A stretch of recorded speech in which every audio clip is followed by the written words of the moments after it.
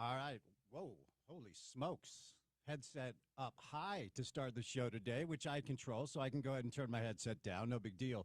Hello. How are you? Let's get to it. It is drive time on a Monday afternoon, 10 minutes past the hour of 2 o'clock. Beautiful fall day. Gorgeous day. Looks like we've got a really nice week of weather ahead. Some cooler temperatures midweek, but the weekend's looking good. A good forecast for a Saturday night in Provo that is shaping up to be quite a football game between two really good teams. And this is when it's the most fun. Rivalry week is upon us, the week where all of us media hacks try to not stumble over that phrase all week long.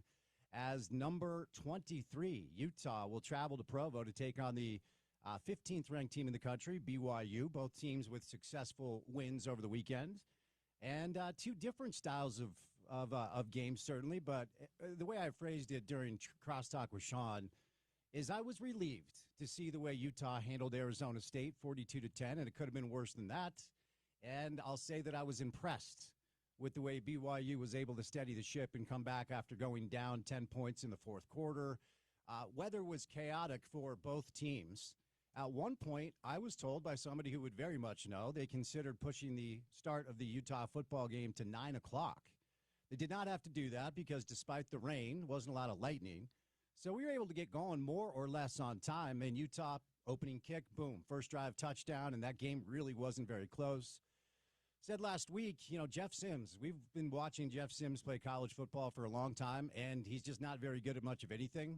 Due respect, I'm sure that game is a little bit different with Sam Levitt under quarterback, but nonetheless, Utah takes advantage of the opportunity, and they just steamroll ASU Saturday night in Salt Lake. Devin Dampier with a QBR of 99.9. Keep in mind, 100 is perfect. 50 is bad. Around 75 is average. But anything close to 100, it didn't flow the way I thought it was going to flow. I thought Devin was going to have to throw it a lot more than he did. But, man, was he dynamic on the ground. Utah continues to be one of the best rushing teams in all of college football. And a 5-1 Utah Utes football team with a loss that I think is going to age well. And already has aged well with Texas Tech. Looking like one of the best teams in the country, just not one of the best teams in the Big 12. But only for the fourth time in the 103-year history. I know BYU tries to just kind of change the dynamic of how many times the game has been played so they can wipe some of the losses off their side. It's always struck me as weird. 1922 was the first iteration of Utah BYU. 103 football games, and only the fourth time two teams ranked nationally to go head-to-head coming up on Saturday night. Utah's a early favorite, minus 3.5, so we'll get you ready for that game today. Certainly that'll be the bulk of our coverage all week long to get you ready for Utah BYU. A big weekend in the landscape of college football, both on and off the field.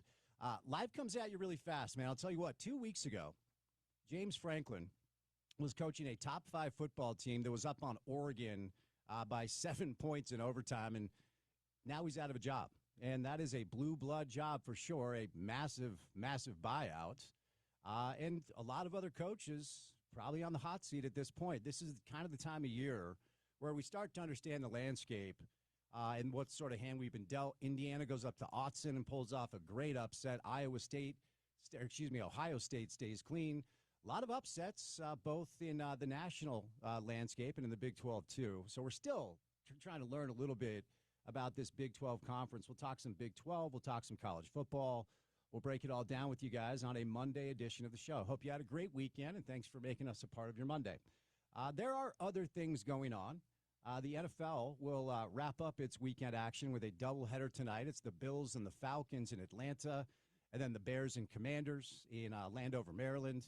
So Week 6 of the NFL gets wrapped up tonight with a couple of Monday Night Football games after a really fun Sunday. The Utah Jazz are back in action. They've got the Mavs in town tonight. It's an opportunity to see Cooper Flagg and Ace Bailey, two of the favorites already in Vegas to win Rookie of the Year. Cooper's your overwhelming favorite. But through 2 preseason games, man, Ace has looked really good. He's probably the main attraction at this point. And the first sign of hope I think Jazz fans have had since the decision was made to break down the Gobert Mitchell team and Quinn left and all that stuff. So do some NBA. Our NBA Daily Assist segment will return in the coming weeks as the NBA will kind of get going. RSL went up to Seattle and really wasn't dangerous all night. It's kind of the story of the team all season long. Rafa Cabral kept them in it. They could not find the back in the net. And so now it is decision day coming up on Saturday, where it's simple. RSL has to beat St. Louis on the road to qualify for the postseason. If they lose, they're out. There are a couple of scenarios where I believe if they tie, they have to have a couple of other things go their way. So we'll see if RSL can get it done. All right, good Monday guest list. We're going to have a great guest list all week. You guys know how we roll on this show. Dr. Hill, Dr. Chris Hill, will join me live in studio for an entire hour. Of course, we'll talk BYU, Utah. We'll get you ready for the game and get some of Dr. Hill's favorite memories from this rivalry. Riley Jensen played quarterback at BYU and Utah State. We'll preview the game coming up with Riley Jensen. We've got Scott Mitchell on the program today, of course, former Utah quarterback, longtime NFL vet. And then, as we do every day, we're probably going to save this for the 5 o'clock hour, I should say, as we do every Monday. When Coach Witt addresses the media, we replay those comments for you. So, busy show. Dr. Chris Hill, Riley Jensen. We also have Mark Denman stopping by. He's the new in-arena voice for the Utah Jazz. So we'll get to know him a little bit on the program. So stay tuned for that. Excited to meet him. Scott Mitchell will play a little Coach Witt presser. Me, Spence Checketts. Happy Monday, all of you, the great listeners. And that guy, Porter Larson. Have you been able to dry out after that rainy Saturday night game at Rice Eccles? Barely. It took me all of Sunday at least. After, as you mentioned, what was a wet and late Saturday night in Rice Eccles. Thankfully, it wasn't delayed because it could have been well into Sunday morning like it was last time. Actually, 2 times ago in Provo, if you remember, the BYU-Utah game, which was delayed, I want to say over an hour. I remember driving home from that one. It was after 2 a.m. So I'm glad we avoided that. But yeah, it was wet out. It was, if you were down on the field, you saw waterfalls coming off of the grandstands and just drenching the entire field. So brave the conditions, and we're back here on a Monday. I was down on the field. How long? About 10 minutes pregame. In the suite in the Ken Garff Stadium Club? And ended up elsewhere, covered to avoid the elements and watch the game. It was a great game, though. I assume so. Yeah, it was fun. All right, Dr. Hill live in studio to start things off today. But before Dr. Hill stops by on this Monday afternoon, courtesy of our good friends, your good friends too at Prize Picks, it's time now for your opening tip. Welcome to The Drive with Spence Checketts on Utah's #1 sports talk. Now into the studios of ESPN 700 to set the scene for the show. The opening tip of The Drive is brought to you by Prize Picks. Use the code ESPN 700 and run your game with Prize Picks. Obviously, football season continues to be top of mind. So Prize Picks continues to be the best place you can win cash on the Niners, on the Broncos, on the Raiders, whoever your favorite team is. But also, NBA basketball is about to tip off. It's the best way for you to win cash on the Jazz, on the Knicks, on the Lakers, whoever your team is. Prize Picks now offers what they're calling stacks. That means you can pick the same player up to 3 times in a lineup.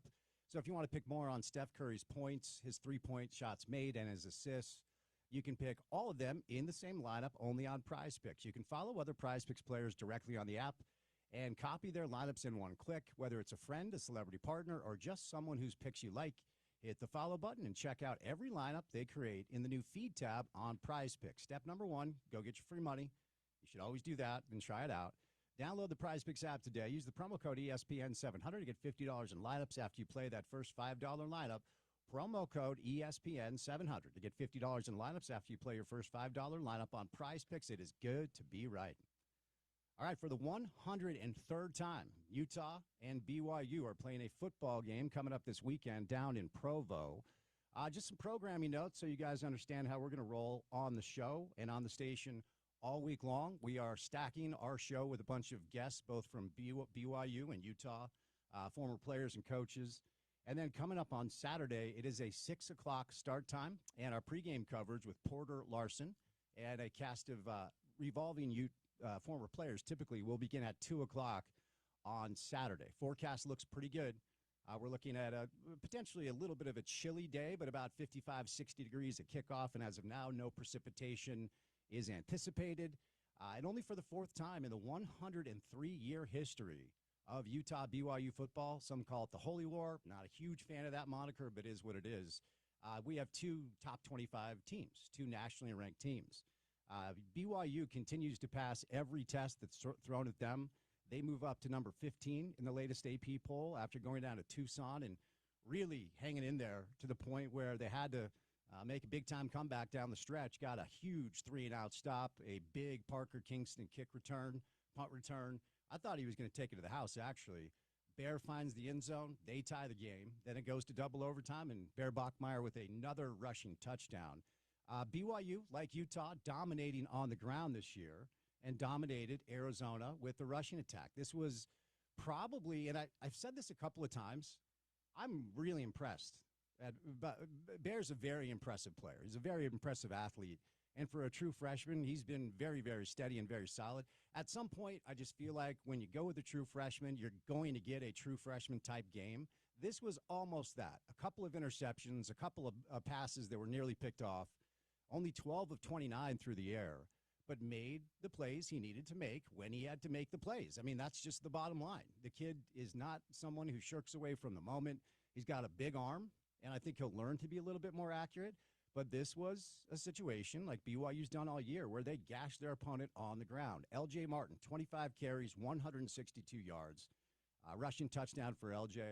And Bear had 22 carries. One of those was a sack. So 21 carries, more or less, 89 yards, 2 rushing touchdowns, as I referenced, 1 to tie the game, and then 1 to win the game at overtime.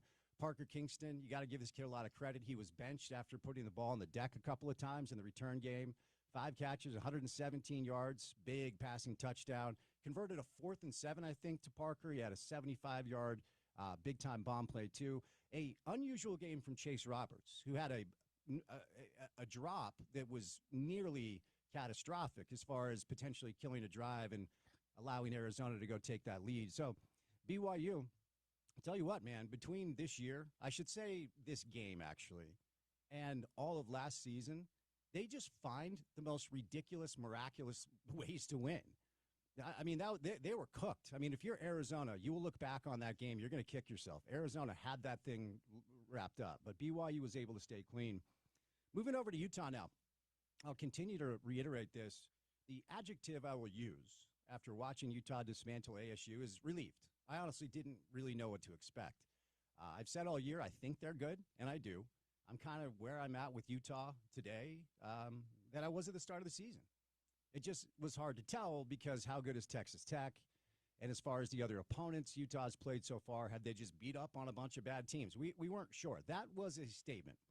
I think Utah football made a statement to everybody over the weekend that we are legitimately in this thing. We are a Big 12 contender. I don't know where most people would tier this conference right now, but it feels like we're finally settling in to moving away from observation and getting closer to conclusion. Now, BYU's strength of schedule has not been great, okay? But they have still passed every test thrown at them. They have won every game they've played. That's all you can do. The strength of schedule is not great for BYU. Utah's strength of schedule is much better. And that Tech loss will age well. I don't think that loss is going to be something that national pundits or the CFP committee or whatever it is going to look back and say, that's something that really should be a blemish on Utah. It's a loss, period, end of story. But Tech, if you've been watching them since they played Utah, it's probably time to say out loud that they're not just potentially the best team in the Big 12. They might be one of the top 4 or 5 football teams in the country. Like, their talent just pops. They're complete, both sides of the ball. We saw the defense here, actually the only defense so far that has been able to cause problems for that dominant Utah offensive line that was so good on Saturday night. And I thought Coach Beck called a great game. Devin talked about this during the post-game media. The O-line, I mean, you can go back and watch the replays or watch the game if you have it saved on the DVR. The lanes, and Devin deserves a lot of credit, certainly, and so do the other running backs, but the lanes and the holes were just wide open. So it's good to see the offensive line get back to doing what we're accustomed to see him then do. Wayshawn was great. Akari had a couple of touchdowns on the ground. A bird came in the fourth quarter.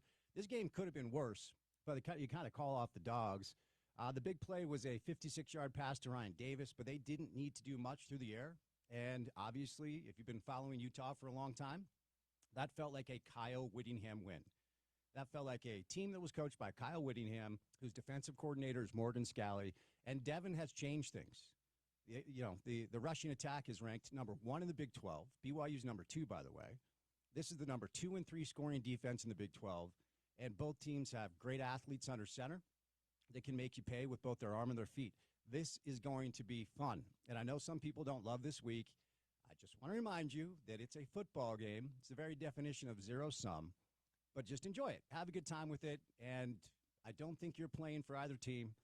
So be nice to your neighbor and be nice to the folks in church and enjoy some Utah BYU. This is a great week, man. I've always loved it. 20 years now, barking into a microphone. So we'll get you ready, and we'll have a good time doing it. Dr. Chris O will bat leadoff on a Monday afternoon, so keep it right here on ESPN 700.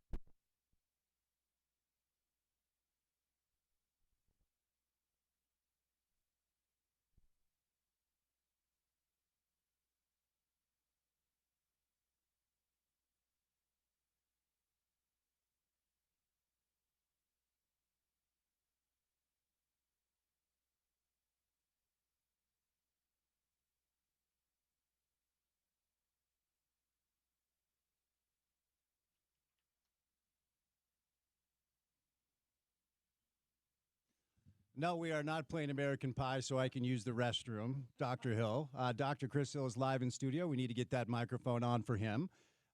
So you were saying this was back in the day for old radio DJs. They'd throw this song on. We need to get Dr. Hill's microphone turned on. Let's try that again. All right, you got me? There we go. Yeah. Yeah. I was unaware of this. Well, that was the song. I think that was the one where they always said radio guys could leave. It's kind of like we were talking earlier when Smitty comes on, Smitty talks, and you and I can leave, get a cheeseburger, come back, and the story's over.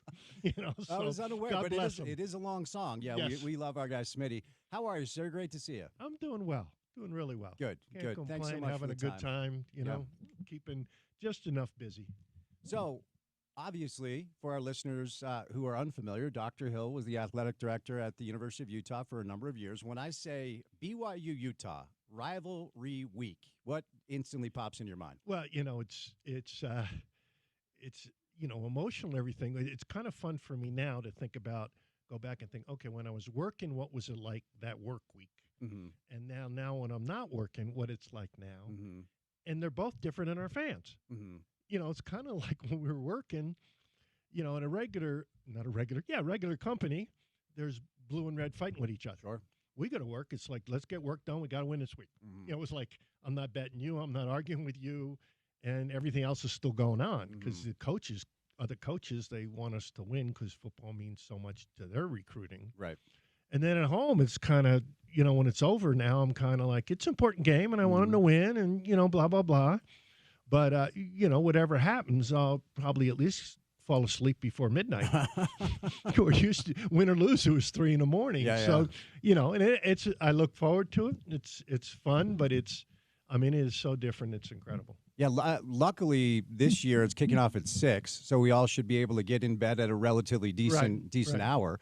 Do you have any favorite moments, memories, any individual snapshots from this game over the years? Is there one or two that kind of pop in your mind at all? We have an hour? We have an hour. Okay. I want all of them. No, there's some good and bad. Of course.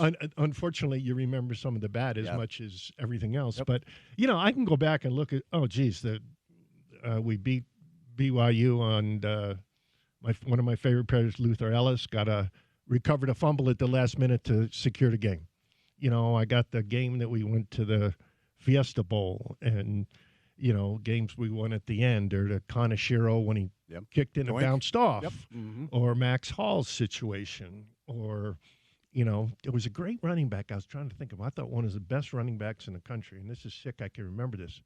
We're down there, and he got injured quite a bit. Was it Luke Staley? Yes. Yes, he was good. I thought he was maybe the best running back in the state. He was good. And I'm looking, and we're ahead, and we're playing pretty well, and that son of a gun is what I can say. S-O-G. That S-O-G, I can remember he's on the far east sideline, running north, and vroom, right by everybody. Game over. Yeah. That kid could fly. Yeah. And of course, the winning the game with Jurgensen kicking a field goal, and then Urban's first year winning 3-0. It was spectacular. It's funny, the Max Hall moment is like the first thing that a lot of people bring up. And, I've had Max on the show a number of different times. And I've really come to like him and respect him, right. Obviously. And he has said, in retrospect, he'd like that moment back. But how did you guys process when you heard what he said? Because that's as personal of a shot anyone has really ever taken when it comes to the history of the back and forth in this rivalry. All of us said, wow, they're going to dump on BYU even though they won. So for me, it was annoying, but it wasn't like something we thought about. Sure. And this is sick that this came into my head, but I was working out at the Steiner recreation area yesterday, and some guy comes in with Max Hall doesn't like me. I'm going, you got to be kidding me. Yeah. Come on, buddy. But no, for us, it was kind of okay, let's move on. The guy that said somehow we're God's team or something. I don't know who that was. The magic happens. The Austin Collie magic happens when you're living right on. And that was on my side of the field, on the west side of the field, when he made that long catch we were heading up by. Anyway, that's enough sickness of remembering all the BYU games. I want every memory, Dr. Hill, that you have. I can remember when I was listening to that presser and I heard Max say what he said, because for our listeners who may have forgotten, the year before, the game was here, and Max threw 5 picks. And Max was a really, really good college quarterback. He was. But that was a game where Utah's defense just caused a ton of havoc. They pressured him. He threw 5 picks, and Ute fans gave it to him. And at the time, he had expressed, like, no, we're moving on. It's all good. The next year when they win and he said that, my first thought was, oh, it got to him last year. Like the heat he took after throwing 5 picks, it really got to him. Oh, well, yeah, one of the great myths of all time is I don't have a grudge. Right. I'm not going back on him. I don't care. I mean, it's just another game and, all that stuff. Yeah. And for us, there's, for me, there's so many members. Unfortunately, you remember the losses at the end more than you do some of the wins. Yeah. And that's tough. Yeah. Although I did tell McBride one time that they used to do whenever I talk about BYU, I have a learning disability, I think, because somebody's going to call in and say, that jerk. And we don't take calls on the show. I don't take myself as serious as maybe they thought. I like to win. Yep. Everybody likes to win. Yep. But I told Mac they used to do the senior blanket. It's a little thing. They used to do senior blanket award down there right after the game. God, it was humiliating enough to get clobbered. Yeah. Right. But then we won a couple times a game, and they moved the ceremony to before the game. I said, Mac, you caused them to change their plan. Yeah. So great. I said, no, I never thought we could win. I think it was 3 in a row down there, and that changed the whole deal. But, there's just so many times, and it seemed like we lost some really close games for a while there, and we won some by quite a bit at times. So, I mean, that's the heaven, celebrating in the fourth quarter, and you're winning. Yeah. That's about as good as it gets. Which is really rare in this game. I mean, unless there's a massive talent gap, like, Urban's 2004 team, probably the best football team we've had in the state, in my opinion. I think everybody knew that was going to be a little bit of a runaway. But oftentimes, even if there's like a little talent gap, it's still a Brandon Burton blocked field goal at the end. It's Beck to Harleen. It's just this miracle pass that's made in the fourth quarter. It just seems last year, BYU dead in the water, right? Retzlaff is able to find Chase Roberts, and then you're going, oh, my goodness, because they're kickers. He's a good little player. They get into field goal range and give the kid credit. He steps up and he kicks that game-winning field goal. That took some stones. It seems like every year chaos is what we expect. You're making me think of things now. Yeah. So I got one for you at Harleen. Okay. Let's hear it. They beat us. We fly to Oregon the next year. I mean, a year away. And we get off the plane, and there's a sign, Harleen is still open. And we get on. I thought, oh, God, some people do have a grudge. Yeah. But, for sure. It's a fun game. It was so different being involved as an employee and now retired. As I'm a fan, but what hit me is, unfortunately, my alma mater's Rutgers, and they stink. But yet, my brother played there, and he played football, and I played basketball. As I told you. And it's kind of like, well, that's my team. I didn't grow up with that team. Right. Of course, Utah's, right there too, obviously. Yeah. But not as much as somebody who was born and raised here. Yeah, and that's actually what I wanted to ask you. I have kind of a unique tie to this game because I was born here and then lived here as a kid, moved around because my father changed jobs a bunch. So we settled here for about 6.5 years. And when he left and took the job in New York, we moved back east when I was 11 years old and then came back out and went to the U. So I have like 2 different, experiences. So I wouldn't necessarily say I'm an out-of-stater. My formative years were spent back east. Yeah. But you're a transplant here. Yeah. What was your understanding and knowledge of this dynamic, Utah BYU, prior to taking the job here, and what did you eventually learn about it? Yeah, not much. I mean, I was out here for a while, and I was a GA before I became the AD. So, I knew the rivalry, and I knew it was important. As I was driving here, I'm thinking about, I just mentioned earlier about how it's different in our department the week of the game. I mean, it's important, but it's not like crazy. But when I was teaching at Granger High School, that's when I realized the rivalry, because you go into school, and there's some teachers wearing red and some wearing blue, and they're arguing about the game, and they're saying this and that. And then whoever wins, they come in the next Monday and, stick it in your ear. And, so it's all over the chart. Yeah. It's important. It's really important to a lot of people, which I've always found interesting. And I think it's too important in a way to some. Like, it's a football game. These are kids, right? You don't play or coach, okay? So relax a little bit. It should be fun at the end of the day, shouldn't it be? Well, I mean, that's why I say if you want to get into another topic, all the players getting paid and this and that, we owe them and this and that, and I know the coaches get paid. I used to play basketball. I didn't work basketball. Right. There's a big difference, Mhm. you know. But, I mean, there's so many things involved in it. And, you know, the question becomes, if you're 9-3 and lost to BYU, and you're 6-6 and you beat BYU, there's no question in my mind. You know, but Yeah. some people may not feel that way. And Yeah. we used to get clobbered so many times.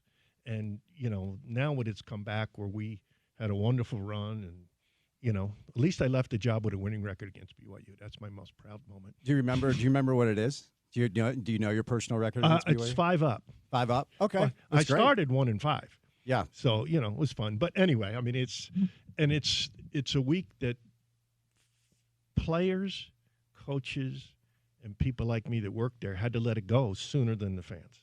Okay. You know, it Yeah. just is. Yeah. You know, you I just see. have to, especially now it's the middle of the season. So to start this rivalry, which, you know, 1922, this is the 103rd edition. I know BYU has a different way of explaining their understanding of how this game has worked. I think mostly that's to eliminate a lot of losses for them so they can pretend the record is something. It's a very interesting way to approach a number of different things when inconvenient truths are hard for you to accept, but we can move on from that. We can get away from that. So Lavelle takes over in 72. Right.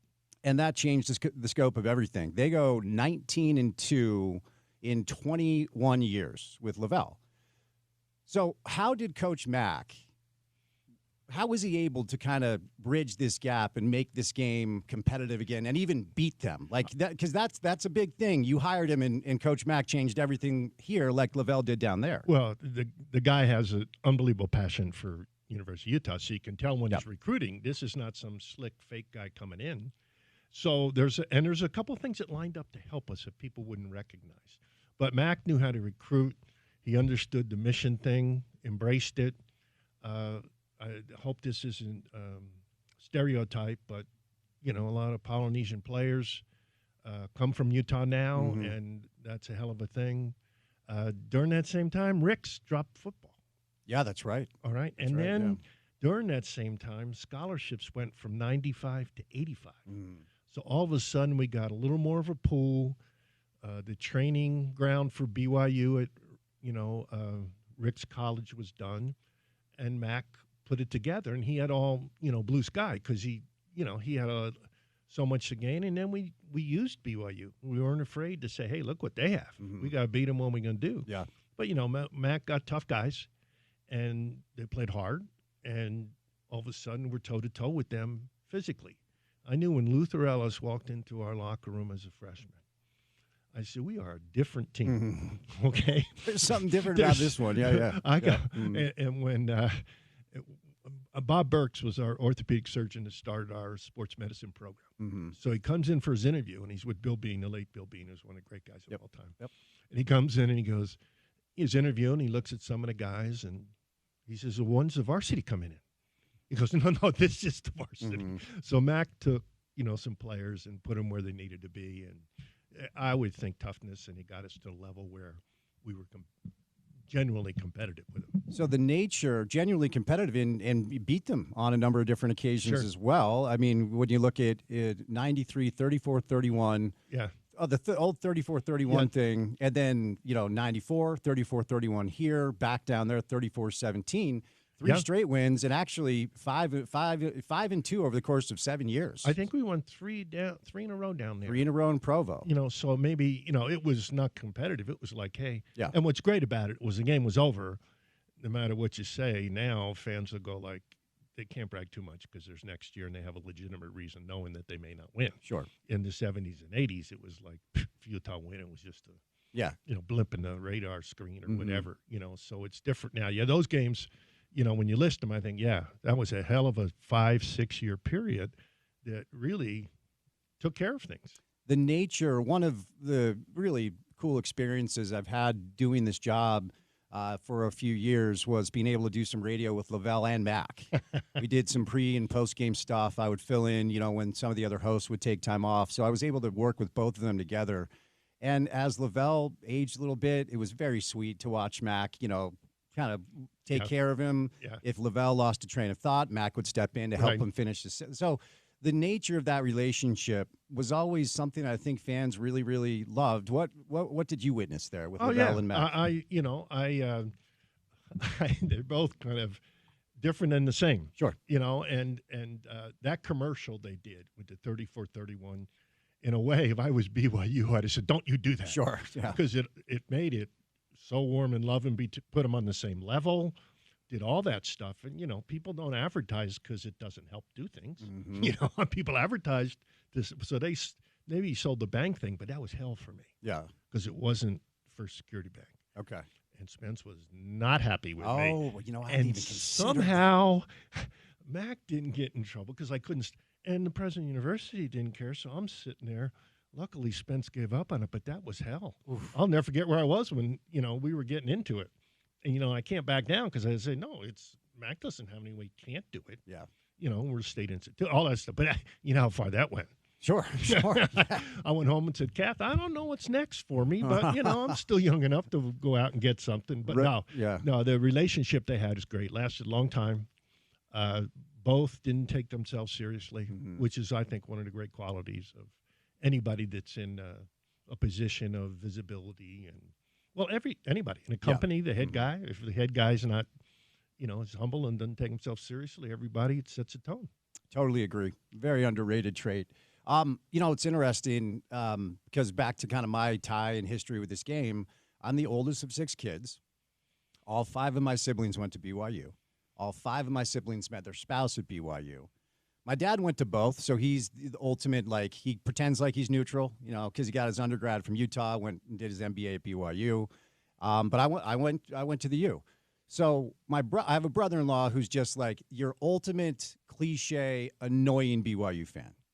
Just the worst. Love him to death, but when it comes to this game in BYU football, he has blinders on.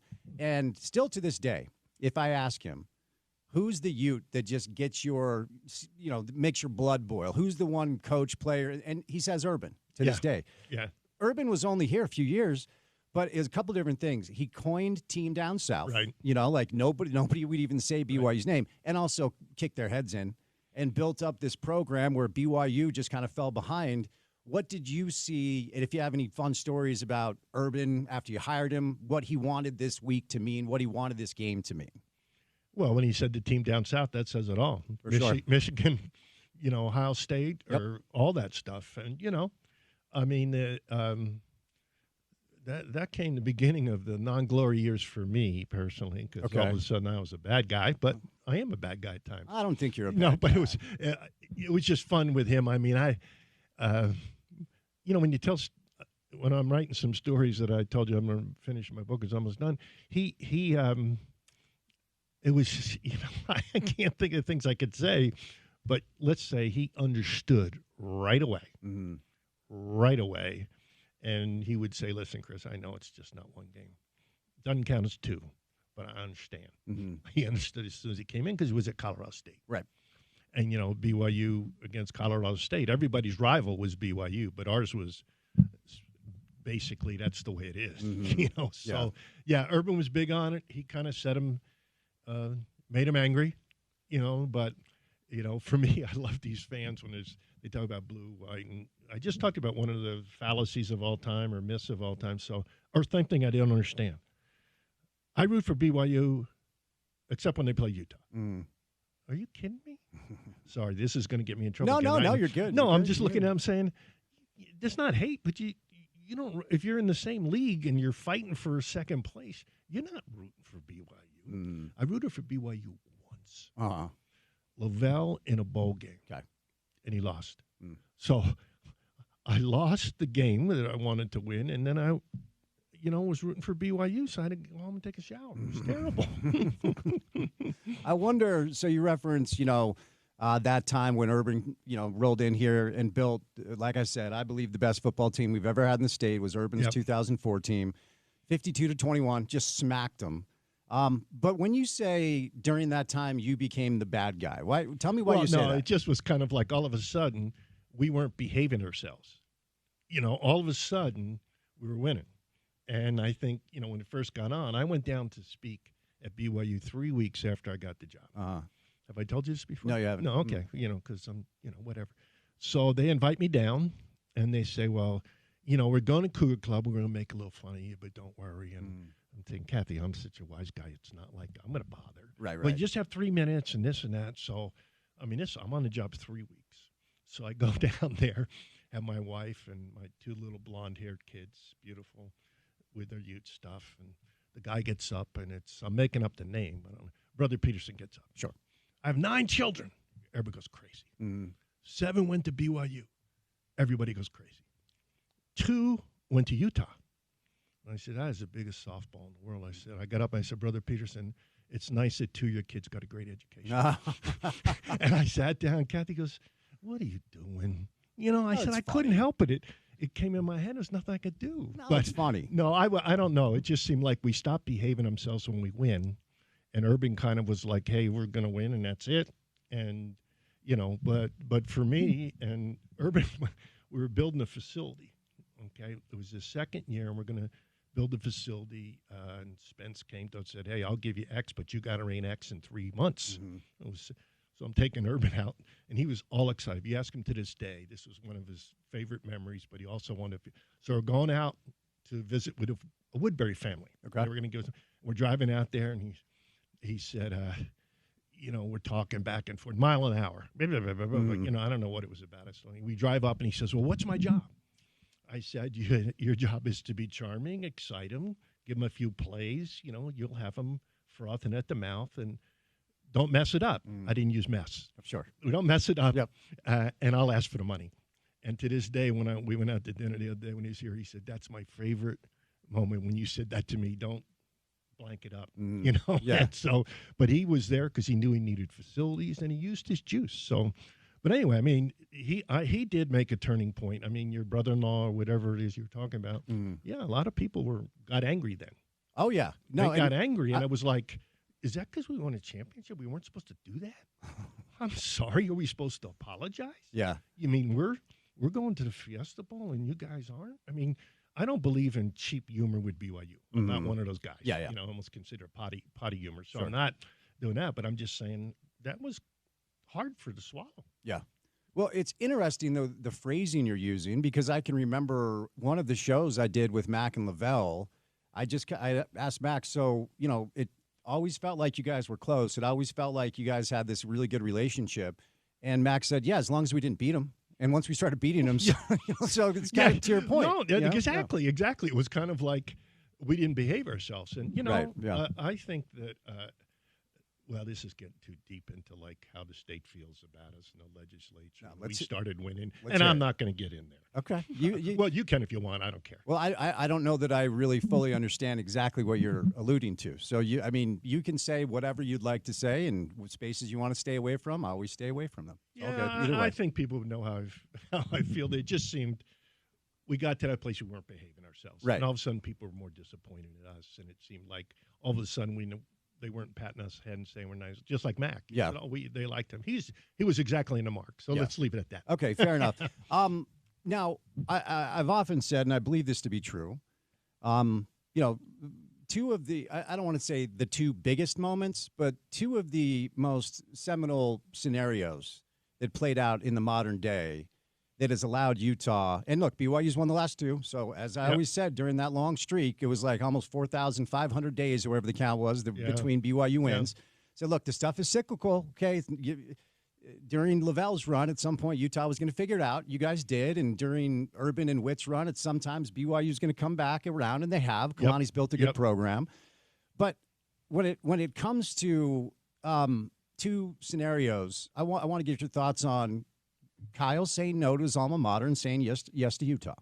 That's number one, okay? He had a chance to go take that BYU job, and I've heard from several people that this was hard for him. This was not a super easy decision, but ends up staying in Salt Lake. So that's moment number 1.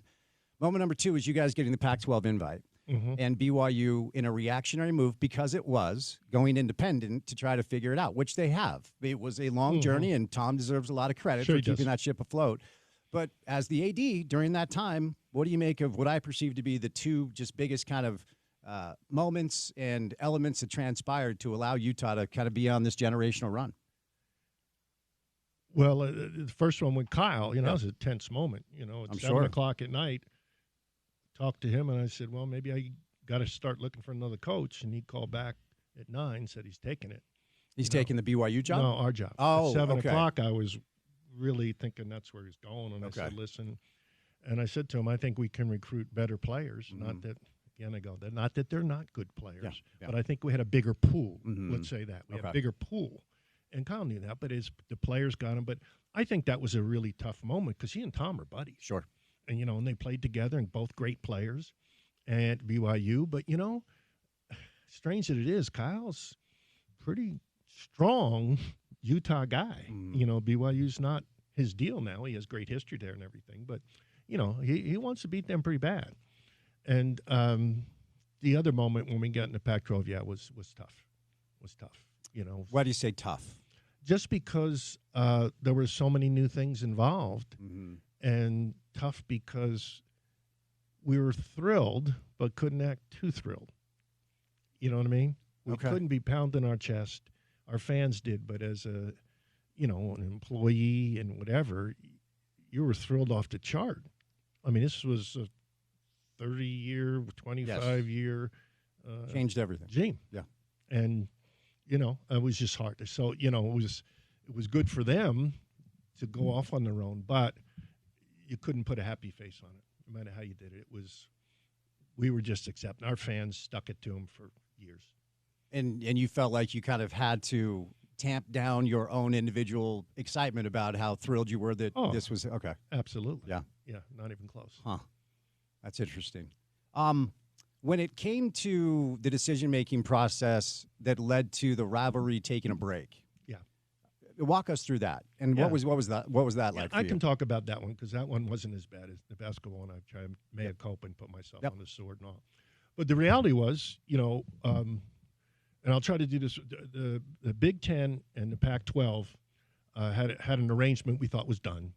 That all 12 would play one of theirs, and it would help the TV contract. And I think it's ironic that UCLA and USC were the ones that stopped it. And Jim Delaney, the commissioner of the Big 12, was like, hey, wait a minute. We hold all the cards, and this is so much better for you. Yep. It could expand their brand.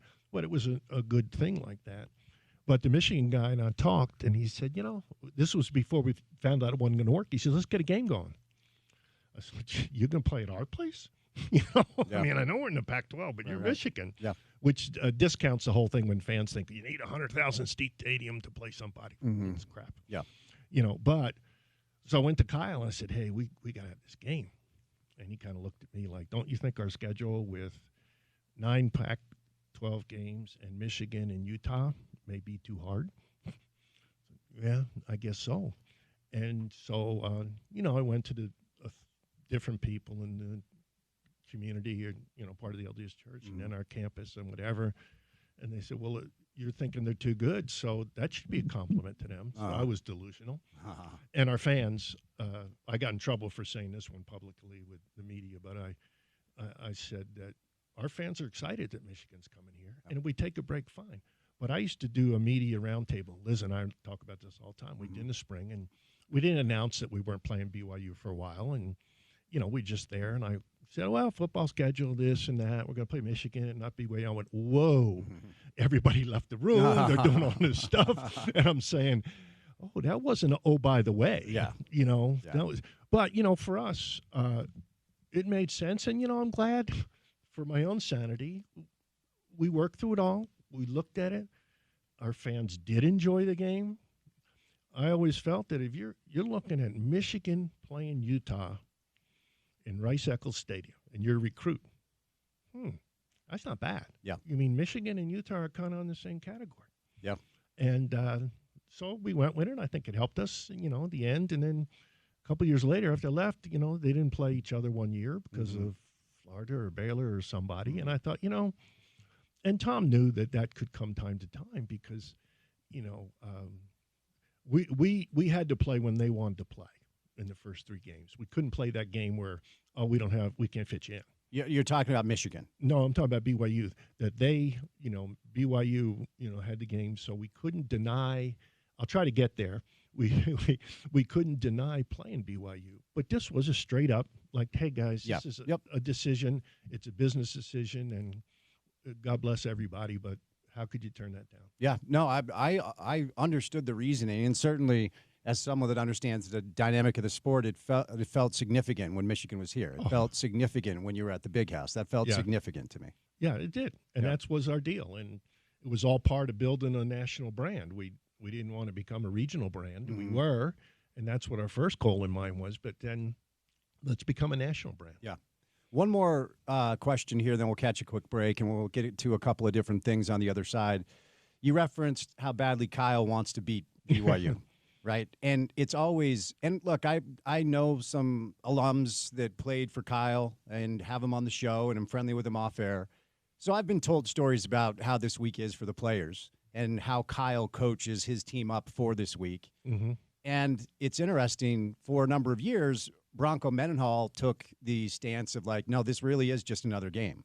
These are faceless, nameless people. We are just going to play a football game. Whereas Kyle on the other side, we don't lose to these guys. We don't lose to these guys. So what can you share about the way Kyle Whittingham approaches this week? He's honest. You know, he does all the coach speak to. You know, this is one game at a time, all that. And he believes that. But somehow he's got blood from 1980 to this game here, and he knows what it's like after the game. Yeah, you know, you win, you lose, and you know it's a whole different deal. And then you go on, and it's like what's showed in college football now with, you know, Penn State playing really well, and boom, you go on, and it's awful. Yeah, and then you look at us this year, and we lose a game, we think the world's coming to an end, and we win. So you can't let one game ruin your season. But Kyle, he's different this week. You know, don't tell him I said that. Is he listening on the radio? I don't think Coach Witt listens on the regular, but maybe we'll send him the podcast. I wouldn't have said that because I'm pretty sure he doesn't. Yeah. But, you know, that would be my guess. Yeah. Speaking of Witt, he'll join us on Wednesday. Oh, great. Yeah, excited for that. All right, we will catch a break. Dr. Chris Hill live in studio. Of course, we're talking BYU Utah football and some fun memories. We're getting you ready for the game on Saturday. Dr. Hill in studio today, courtesy of our friends at IFA Country Stores. With IFA's Step 4 Fall and Winter Lawn Food, you'll get stronger roots now in an early green up next spring. It's the ultimate lawn owner power move. More at your local IFA or online at ifa.coop. More with Dr. Hill coming up next right here on ESPN 700.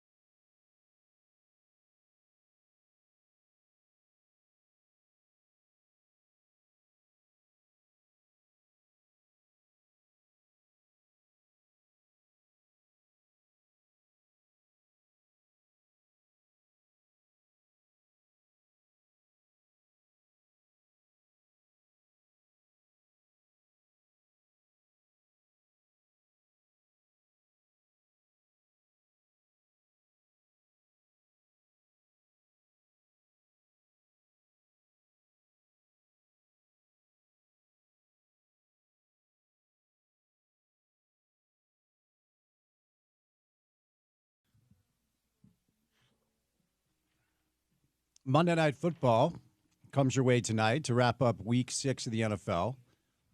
It is a doubleheader with the Bills and the Falcons, and then the Bears and the Commanders. So stay tuned for that when we say goodnight at 6. Dr. Chris Hill live in studio for another segment. It is, of course, a big week as BYU and Utah, for only the fourth time in 123 games now. No, 103 games, excuse me. Only the fourth time these two teams are nationally ranked. It's only happened 3 other times. Utah's 2-1 in those games. Utah is a 3.5-point favorite down in Provo to beat BYU. Let's talk about the team this year. Yeah. It's funny what you say. Only time they've been ranked. This is me a little bit. They're playing the 6th game of the year. It's easier to stay ranked by the 6th game than the last game. This is so true. It's a little bit about that. That's a good point. It's a really good point. I mean, yeah. People kind of and they worry about it not being the last game of the year. But if I'm running a TV station, I don't want to go against all those rivals. Mm-hmm. I got Utah and BYU, which I know is going to be a good game on the 6th game of the year. But anyway, it's a really good point. In fact, since you brought that up, Fox Big Noon Kickoff will be back in Utah. Yeah, Urban will be back in Utah. Yeah. He's really good at TV. Yes, he is. He's really good at TV. Yep. So, obviously that's an intimate, private relationship, but I'm sure our listeners would love to know how he's doing since you guys keep in touch. He's doing well. He always used to call me boss. So, all of a sudden, Liz Abel and I went to the day before. And when Tech was in town? Yeah, when they were in town and he was there and he came in and he was all excited. And then we went down. Kathy and I and Liz went and met him for dinner, he and Shelley, and we just reminisced really nice. It was really nice. Mm-hmm. It was really nice. Yeah. And, it was a magical time for him. It set his career going, and it was a great thing for us. So it was. Anyway, we were just talking off air. It changed the landscape of really everything as it pertains to not just Utah BYU dynamic, but Utah football. Urban Meyer made Utah football really cool. Yeah, he made it cool. Yeah. And both coaches bookend them, Ronnie and Kyle. Boom. Yep. Did that. No, 100%. But, this year's team, I've watched them play, didn't go to the San Luis Obispo game, but boy, they're good on the line. I mean, they really are. Yeah. Maybe I'm biased because my brother was an offensive lineman, but boy, they're really good there, especially on the offensive line. Mm-hmm. I'm still wondering about the rushes and rush and stuff, but and the defense, except for that one game, they seem fine. They got young guys there, and you always wonder about one mistake. All of a sudden you miscover young kid, and boom. But on the defensive side, they're fine. And, I don't know if we have – I sound like I'm an announcer now, so coaches used to tell me I knew nothing about football. And I said, wait a minute, I've been here for 31 years. I watch 12 games a year, every single freaking play. Yeah. Okay, so I might know something. But – offensively, the guy's got to run. People get kind of squirrely about that, but he's, Nolan Ryan throws his fastball. He doesn't throw a knuckleball when it matters. Right. And your fans probably don't know who Nolan Ryan is. Oh, I certainly know. I know who Nolan Ryan is, okay, for sure. All right. Some of our younger listeners may not, but go ahead and Google him, kids. Okay, yeah, Google YouTube him. exists. Yeah, but, it's he's got to go to his strength, but he did a play the other day, got out of trouble, and it's like, wow. Yeah. And those, the scramble play is a big play. Mm-hmm. That is a big play now. Yeah. And just like his basketball for the kick out 3. But, it's a big play. So he's going to be fine. The old classic stretch the field. But if you're not good at stretching the field, don't worry about it. Win the game, you can win. Exactly. 100%. Maybe you throw it long to see if you get a completion or a PI. I mean, that's what Arizona State did. They just took their great receiver and said, just run down the sideline. We'll throw it up in the air. Mm-hmm. Maybe you can make an athletic play. If not, maybe you can get a PI. Yeah. And so, offensively is what all the Utes are interested in. But, our line and stuff, and I worry a little bit about the defense, but maybe that's because I'm always paranoid before the BYU game. Mm-hmm. Now, right before kickoff, I always said to Kathy, I'd rather be us than them. Mm-hmm. Okay, and that's how I entered the game. Yeah. And for some reason, once the game started, man, I watched every play. I wasn't into, and if somebody came in and say hello, like a conference commissioner, I'd be like, what do I do? I'm supposed to be excited about a bowl guy coming in, a commissioner. Uh-huh. Liz used to tell him, don't go in and see Chris during the game. He'll come up at halftime. Yeah. But I used to sit in my little, I watched every single play. Yeah. And I was in the game. So during the game, it was just fabulous. It's very compelling television.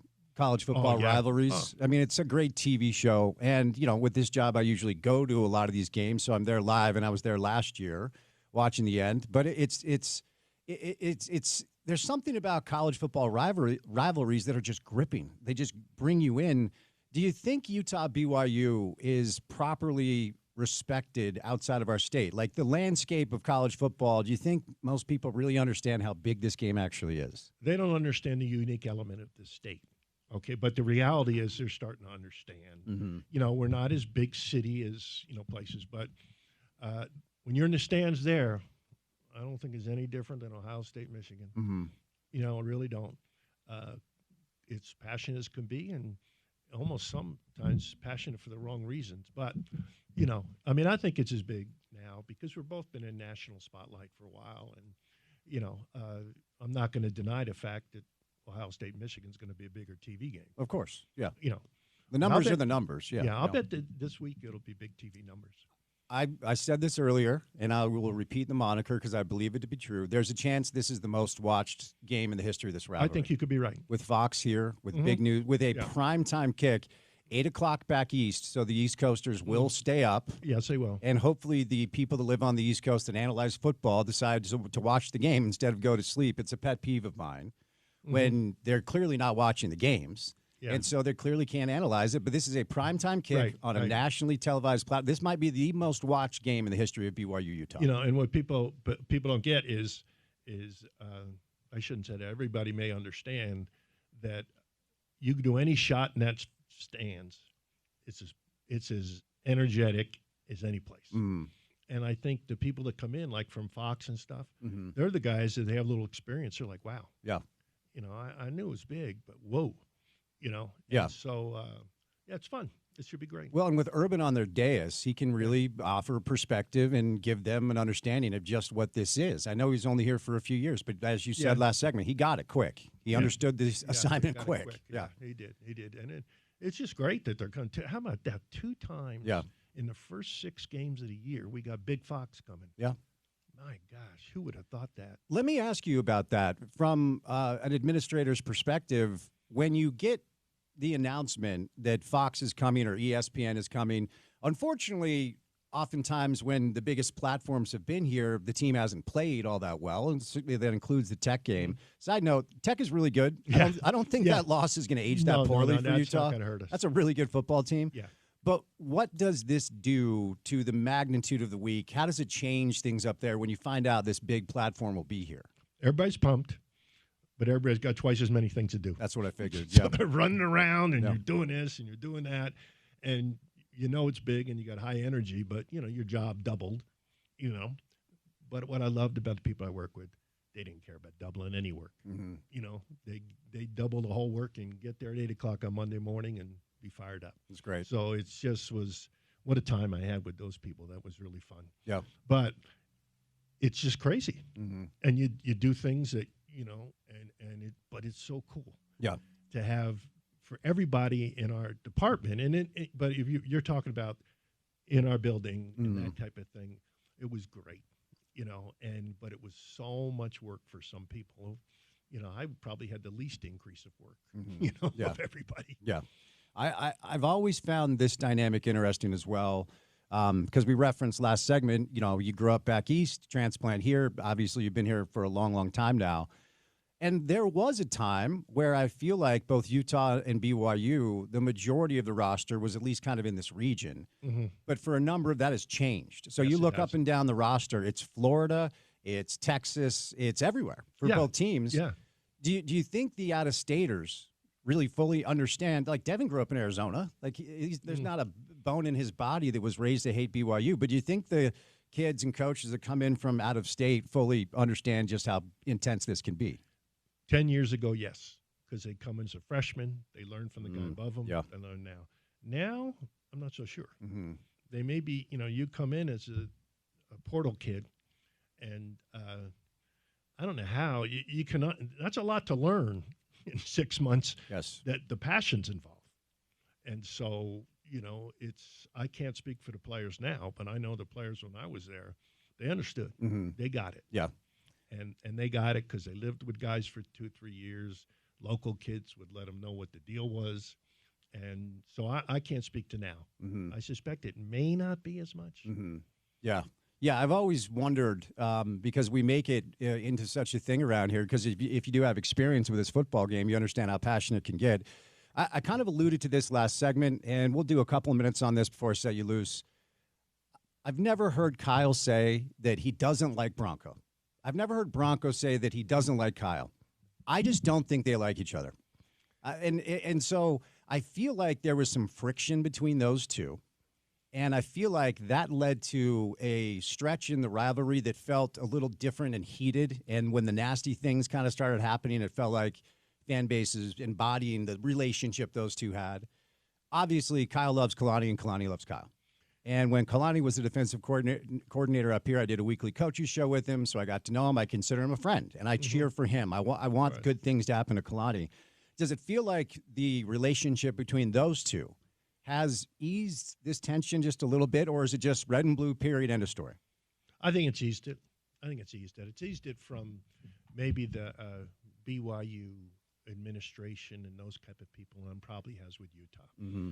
With your fans, you never know. Yeah. And we used to tease about if it was a night game, Utes would be in more trouble because tailgating lasted longer and misbehavior would happen. Mm-hmm. And that was just us. But, yeah, it's just it's just this unbelievable situation, Your experiences going down there. Yeah. What have those been like when you were at the U and you guys had to make the drive down there? What can you share there? Well, trepidation when early on in my career. So it was so different later. Yep. So early on, you're going down. Oh, okay. Well, let's just give it a shot and do the best we can, and then say, well, their traffic's bad too, and their parking's lousy too. It's just not us. Yeah. And we come back in a radio and listen to our guys or Lavelle or whatever. But it was. You just were cautious, but you were not optimistic. Mm-hmm. I was optimistic when the game started, but mm-hmm. also I was delusional at times. Mm-hmm. But once we started winning down there, man, it was great. Uh-huh. We'd drive home and have a few lemonades on the way home and just be rooting like crazy and listening to the caller into Lavelle, and we were hooting and hollering. Yeah. So let's be real, and that's when you get to go into the car with your family or people like that, or who you sat with, and it was really fun because you could kind of let loose then. Would you hear feedback from alumni, boosters? Like, how much does this game mean to alumni and people that went to the University of Utah who you had to talk to often because that's part of the job as an athletics director? Yeah, I mean, it was big. Yeah, I would say boosters. Even a guy that's watching it on TV that can't afford to have tickets or whatever, it's big. Yeah. It's big, and it's kind of bragging rights. But like I said, it's hard to have bragging rights now. Yeah. Because you may say, we're great. Oops, next year, oops. Mm-hmm. So I think it's at a healthy place now. But when I used to go down to BYU, I had a good time doing it. Yeah.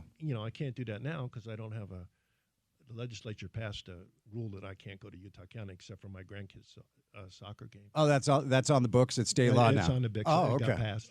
Very nice. I think there's maybe an amendment that I can't either. But all right.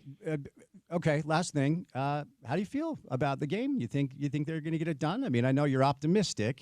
I'm optimistic. Okay. I like our team. Okay. And no disparaging to BYU, so please put that on the record. For sure. Yeah, but I like our team, and I like Kyle in this situation. Okay.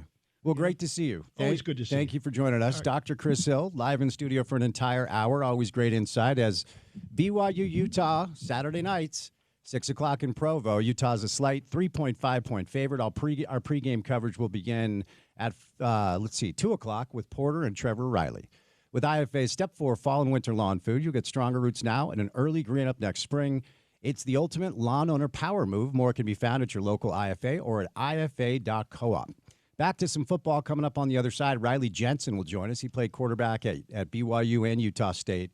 We'll get to know Mark Denman, the new Utah Jazz PA voice, and Scott Mitchell later on. Busy show on a Monday. Keep it here on ESPN 700.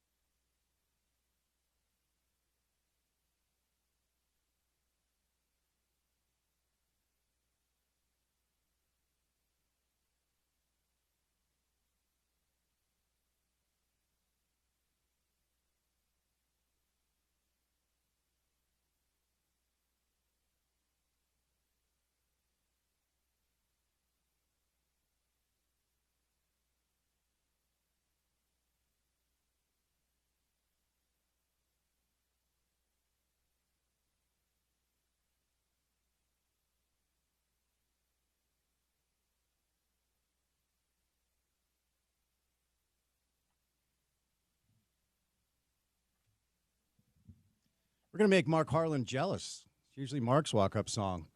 But for him to be jealous, he'd have to, come on the show from time to time. What are you going to do? If he doesn't want to join us, then we're going to save the song for somebody else. I think we'll be playing this pretty soon with our guy. Okay. Well, hopefully we'll have Mark on this week. We just had Dr. Hill in studio, so from one athletic director to another. So we'll see what we can do. We're going to have a great guest list for you guys all week long to get ready for Utah BYU football. As I referenced earlier, with these two teams both in the top 25 and Fox Big Noon here, there's a chance this will be the most watched iteration of Utah BYU football in 103 years. So big week, exciting week, and excited to welcome in our next guest. We tried to connect last week. We had connection issues because we were on remote, so let's bring him in. Former college quarterback, BYU and Utah State, friend of the program, Riley Jensen. Happy Monday, Riley. How we doing? What's happening, Spence?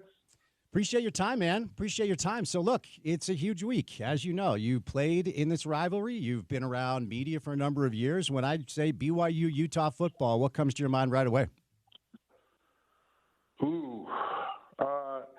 Right away, two big runs in the rivalry. From like 82 to 92, there was a huge BYU swing, and then from 04 to 13 or 14, a huge swing for Utah. And now it's just everything you want out of a rivalry, right? Every single game, every single year, there's some sort of exciting thing, all the way up to last year with Retzlaff and a holding call and a big long kick to win the game 22-21. So for me, it's always a fun time of year. It's always fun to watch. I didn't necessarily play in the rivalry game, but growing up here and being around it and having so many friends that have played in it, it's really fun for me to watch as well. What sort of level of, whether you label it animosity, whether you label it, the term I like to use is sports hate, because you should never bring the real life hate into stuff like this. It is a zero-sum game. It is a football game played by young people. But when it comes to the dynamic of the community and people in the ward, people in families, what sort of experiences have you had with those types of dynamics? What makes this week different in that way? Well, I think the fun part about the rivalry is that, even families are broken up over this week.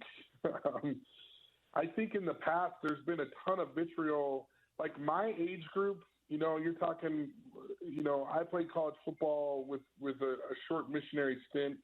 Well, not short, the 2-year deal from 92 to 98.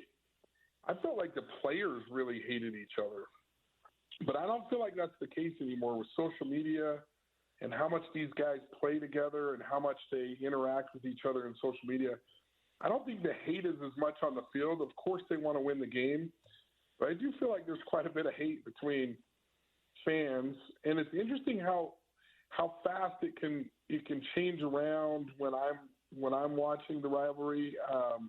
For a while there was a lot of people that jumped on to the bandwagon with the University of Utah, and then recently with my son, who's 11, I've noticed that he feels like BYU has always gotten the better of the rivalry. So it's interesting because he's just barely getting into his, kind of getting his football chops, and he's a big BYU fan. And I'm like, where did that come from? I didn't see that coming, right? And so it's interesting to watch how in such a short time, the momentum for each team can really switch. I think it's very even now with both of them being in the Big 12, and I think it's really fun. I mean, it seems like there's always some sort of comment that gets people going, and I'm looking forward to that this week. Yeah, BYU's won the last two. Now, prior to that, Utah had won 9. And, I think the way that you phrase the quote-unquote winning streak is probably pertaining to who you cheer for. BYU fans go to the Lavelle years where he was 17-2. Matt comes in. I think he won 4 of 6. And then, of course, really starting with Urban landing here and changing the landscape of really everything with Utah football, there has been what you could consider a generation of more or less Utah dominance if you pan back, but BYU has won the last 2. I wonder what you make of where we find ourselves with both these quarterbacks. I've always appreciated the way you break down the position. Let's start with BYU's freshman. Bear Bachmeier, who is an impressive athlete, and he's really built. And so far, he has been able to stay poised in most moments. I thought over the weekend he looked more like a freshman than he had prior to. But you're on the road. Arizona's not a bad team. I don't know if BYU's really been tested just yet, and that will change because Utah's good. And we'll get to Utah in a moment, Devin Dampier. But what have you seen from Bear Bachmeier as you've watched the beginning of his career at BYU? So there's two things that I love about Bear. One is he's not afraid of the moment, and I think that's really, really impressive from a young 18-year-old boy that he just doesn't feel like he's afraid of the moment. I think the other thing that I've been impressed with is there's been two out of his 3 interceptions this year. I think there's been 2 really bad ones, and I've liked the way that he's responded to both of those interceptions. Now, he has 8 touchdowns and 3 interceptions. If you flip over to rushing, he's got 7 TDs rushing. And so he's an exciting player. I'd like to see him be just a little bit better when it comes to the red zone passing the ball, although you could throw it back at me and just say, well, geez, he has 5 touchdowns and 1 pick. But the 1 pick was bad, and his percentage isn't particularly high in the red zone. And so I think that's a big deal. And then where I think he's also been really, really good this year is, about 66% when it comes to third down. So whether that's third and long, third and short, he's done a pretty good job of keeping the chains moving. And so BYU hasn't scored as many points as maybe you've seen BYU score in the past, but he's keeping the offense on the field for long periods of time and for long drives. And I think that's been good for the defense at BYU. And so, look, he does some really good things. They've been trying to build up the offense for him little by little, and I think A-Rod has done a really good job of that.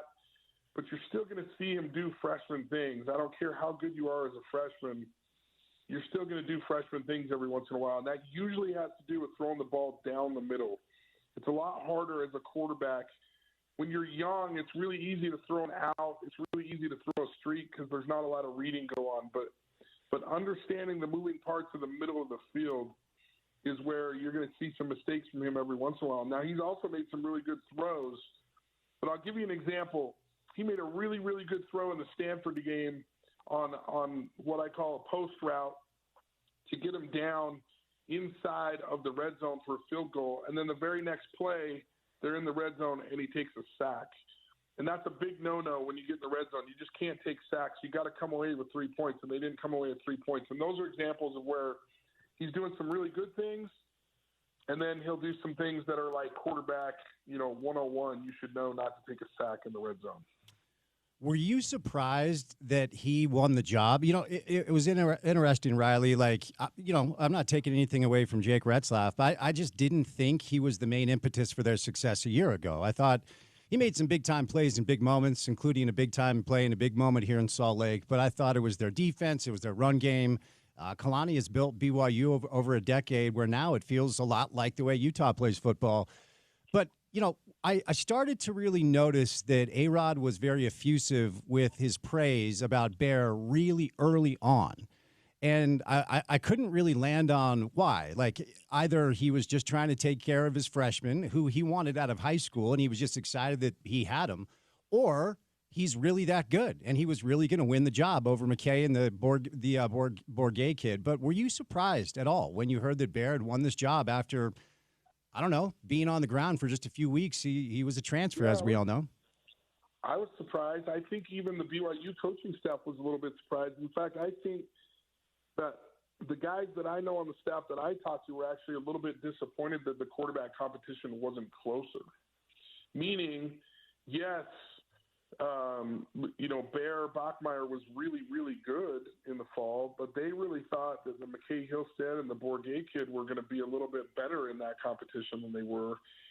And I think that they thought that it was evident after like a week, but they needed to let it play out for another 2 weeks just to make sure, because I think everyone in the building could see that Bear was the better quarterback. Now, is it ideal to have a freshman quarterback starting as you're going through a Big 12 season? I don't think so.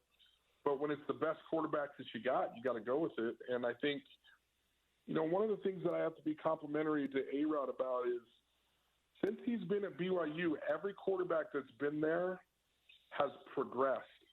And I think one of the things that I could be critical about quarterback coaches and offensive coordinators there before is there were some quarterbacks that would get there and they would stay about the same the whole time they were there. Every single quarterback under A-Rod has progressed and gotten better year over year. And I think they thought Retzlaff was going to be good, but I totally agree with you. I thought Retzlaff last year, he's not going down in the history books as one of the great BYU quarterbacks because of statistics, but I will say that he had some timely throws last year and some timely plays that helped them to get to where they were last year. Yeah, no, I would agree with that. All right, a lot of hype around Devin Dampier. And I think so far it's safe to say he's lived up to the billing. I think Texas Tech is really good, Riley. I think it's probably time to just say, like, okay, it's not just one of the best teams in the Big 12. It might be one of the best teams in the nation. And it's clear that he was hurt because he could not move around. But I don't want to take anything away from Texas Tech. I think that loss is going to age well for Utah. But in every other game outside of the Tech game, he's been elite. 99.9 QBR rating against ASU. So your impressions of Devin Dampier through 6 games sound like what? Yeah, so I was a little bit worried. You know, you saw that Texas Tech game. It was early. You knew that the University of Utah was supposed to have a good offensive line, that Dampier was supposed to be able to run the ball and pass the ball. And it just didn't happen in that game. But I 100% agree with you now. Even up till last week before the ASU game, I was like, is Utah a good team or are they not a good team? I think it's very clear that they're a good team. I think it's very clear that Dampier's a good quarterback. I think it's also very clear that Texas Tech is really good. And they just happen to catch him early in the year. Maybe they'll get a chance at him later. Maybe they won't. But a couple of things with Devin that I think are absolutely just stunningly good. Number one is he's 16 for 19 for 84% in the red zone with 9 touchdowns and 0 interceptions. That's just phenomenal football play because the hardest thing about the red zone is that the lanes get a lot tighter and you have to throw the ball accurately and you have to throw the ball on time. So the fact that he's thrown for almost 85% and 9 touchdowns is ridiculous. Then you flip over to the red zone when he's running the ball. He has 10 carries and 4 touchdowns with a 12-yard long run in the red zone where the lanes are tight and where things are difficult to do again. So I think that he has just been so good in the red zone. And then the other thing that I always look at is what does it look like on third down? And he's doing the same thing as Bear Bachmeier. He's completing 70% of his passes, which is down a little bit from 71.5% on his overall. But, geez, man, 70% on third down with 4 touchdowns, 1 interception. I mean, he's just really good. And I think he's really, really fun to watch. I think he brings a level of toughness and maturity to that position that they haven't had in a minute. That doesn't mean that they haven't had it in the past. I'm just saying it's been a second since they've had it. And he's really fun to watch. And when they can run the ball, it's just going to make his passing stats and his ability to hurt you with his feet and hurt you in the passing game even better. So for the second time this year, Utah's offensive line has received the Big 12 Offensive Line of the Week.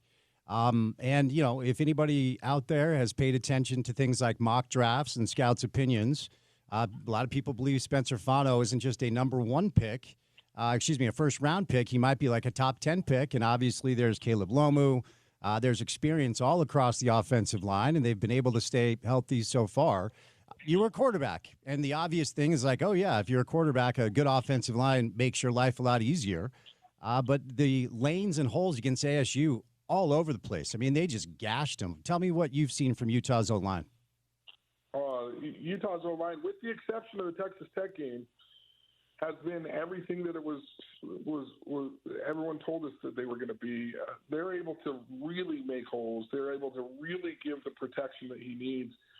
And look, you know, when I was in college, and this is true now too, when you played 7-on-7 in a portion of your practice, that's an offensive drill. If you're playing 7-on-7, like I was really mad at myself if I didn't complete 100% of my passes, because it's just designed for the offense to win. The way that you stop the passing game is with a rush. But when you have an offensive line like Dampier has right now up at the University of Utah, that's essentially what you're playing is 7-on-7. Now, are there some drop balls? Are there some times where you miss a throw here and there? Yes, but for the most part, Dampier's playing 7-on-7 back there, and that's why he's thrown for 71% and 11 touchdowns and only 3 interceptions. And, I was on record of saying if he throws for 2,500 yards and rushes for 800, they will be in the title game. And that's almost exactly what he's on track to do, almost exactly. And what I was critical of was 12 touchdowns and 12 interceptions, and he's clearly fixed that. He's clearly in a different trajectory as far as touchdowns and interceptions go with 11 and 3. And so then you throw on another 5 touchdowns rushing on the ground. This guy's playing at a hugely efficient level. So Utah, both these quarterbacks are fun to watch. Yeah, no, not at all. It's all good. Utah is a 3.5-point favorite as of now, even though the game is down in Provo. Let me ask you this.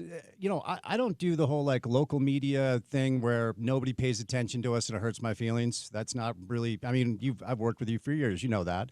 But outside of our state, do you think folks know exactly what this game is all about? Because as I've said a couple of times today, and I'll probably repeat it all week, both in the top 25, Fox Big Noon kickoff is here. It's a prime time slot. It's 6 o'clock. So even folks back east have no choice. They have no excuse. You can watch this football game. This might be the most watched football game in the history of this series that dates back over a century.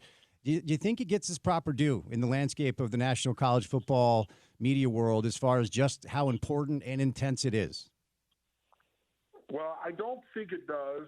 I think you know this from living back east. It's really hard to watch a game in the West without staying up till 11 o'clock at night, right? Mm-hmm. And that's always just been a little bit. But I will say that I feel like the momentum is switching.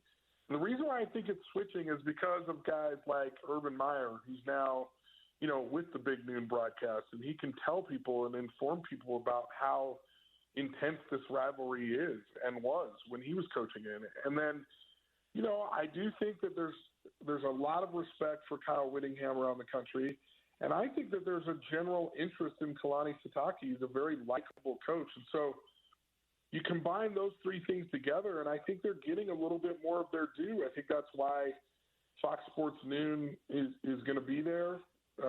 I think it's why you have, these opportunities for BYU to play on national TV in front of a lot of people is because there's been people who've been here now and who have experienced it.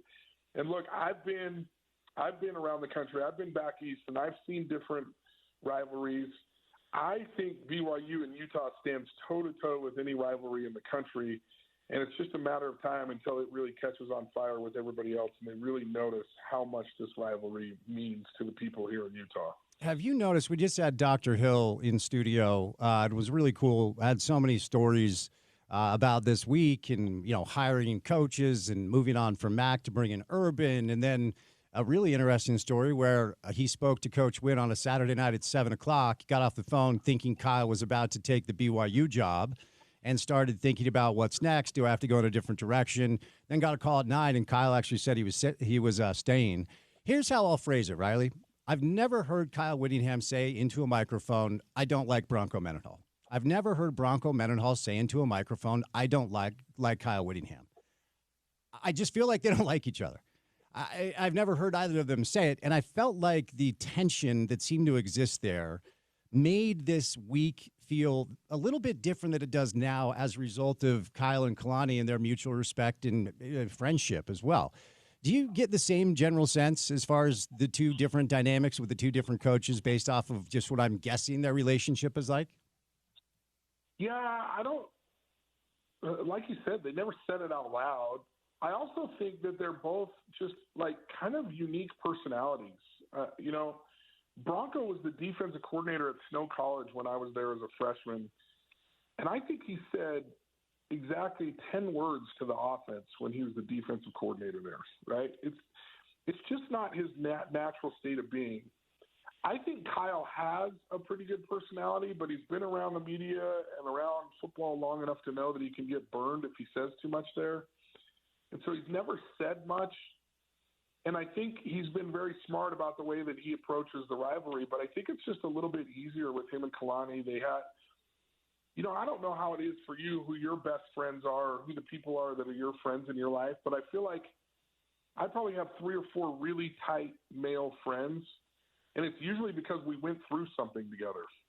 And it's not that I just don't like other people. It's just that, like, I know when I've gone through something with somebody that I can count on them. And I think that's what Kalani and Kyle bring to the rivalry. And I just think that, you know, they never really had any crossover with Bronco and him. And it's maybe not that he hated him. It's just that it's like, I don't want to be his best friend. I mean, I don't really know him. Do you know what I mean? Yeah. And so that led to some more tension because people were reading into it that they're just not really great friends. It doesn't mean they hate each other, but it's definitely not like Kalani and Kyle. Yeah. No, I hear you. When it comes to, if we pan out, let's go back to BYU for a moment, because their strength of schedule, it's not their fault. I'm not knocking on them. Their strength of schedule is not great. It's one of the lowest in the Big 12. Now, they've passed every test thrown at them. My question to you is, do you feel like they've been tested so far this year? BYU or Utah? BYU. Oh, I think they've been tested by Arizona and Colorado, and I don't think they're great teams. I mean, I think they're okay, but I wouldn't put them in the top half of the Big 12, right? And so yeah, I think they're tested.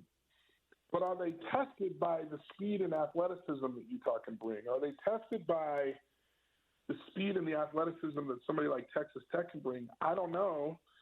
I do think BYU's defense is legit, and I think one of the reasons why they're legit is because Bear's been able to manage some games, and I feel like this game is going to be close just because it's a rivalry game. But I think if I was really drawing it up on paper, I would probably pick Utah by 14, personally. But I do think that the 3.5 is probably about correct based on, you know, everything that's going. Because that indicates to me, you get 3 points for being at home. That indicates to me that Utah would be a 7-point favorite at home. And I think that feels about right to me. So you feel like you've seen enough to analyze this where you believe Utah is roughly a double-digit better football team overall than BYU right now? That's what I think. Okay. But I think because of the rivalry, it won't be. Does that make sense? Of course it does. There's no way to predict how things are going. The coaches work harder. The players care more. And everything in this rivalry is going to keep this game close. But, you know, I would say Utah by 7 to 14 if they were at home. So that may sound crazy to people, but I think they're the better team that way. But I don't know. I mean, you never know what BYU is going to draw up, and you never know what kind of pressures Jay Hill's going to draw up. And it's just a fascinating and fun game for me to watch every year. Well, the reason I ask you about BYU and the way I phrased it is, have they been tested? I know they've played close games. I just don't think the teams they played close games in are good football teams.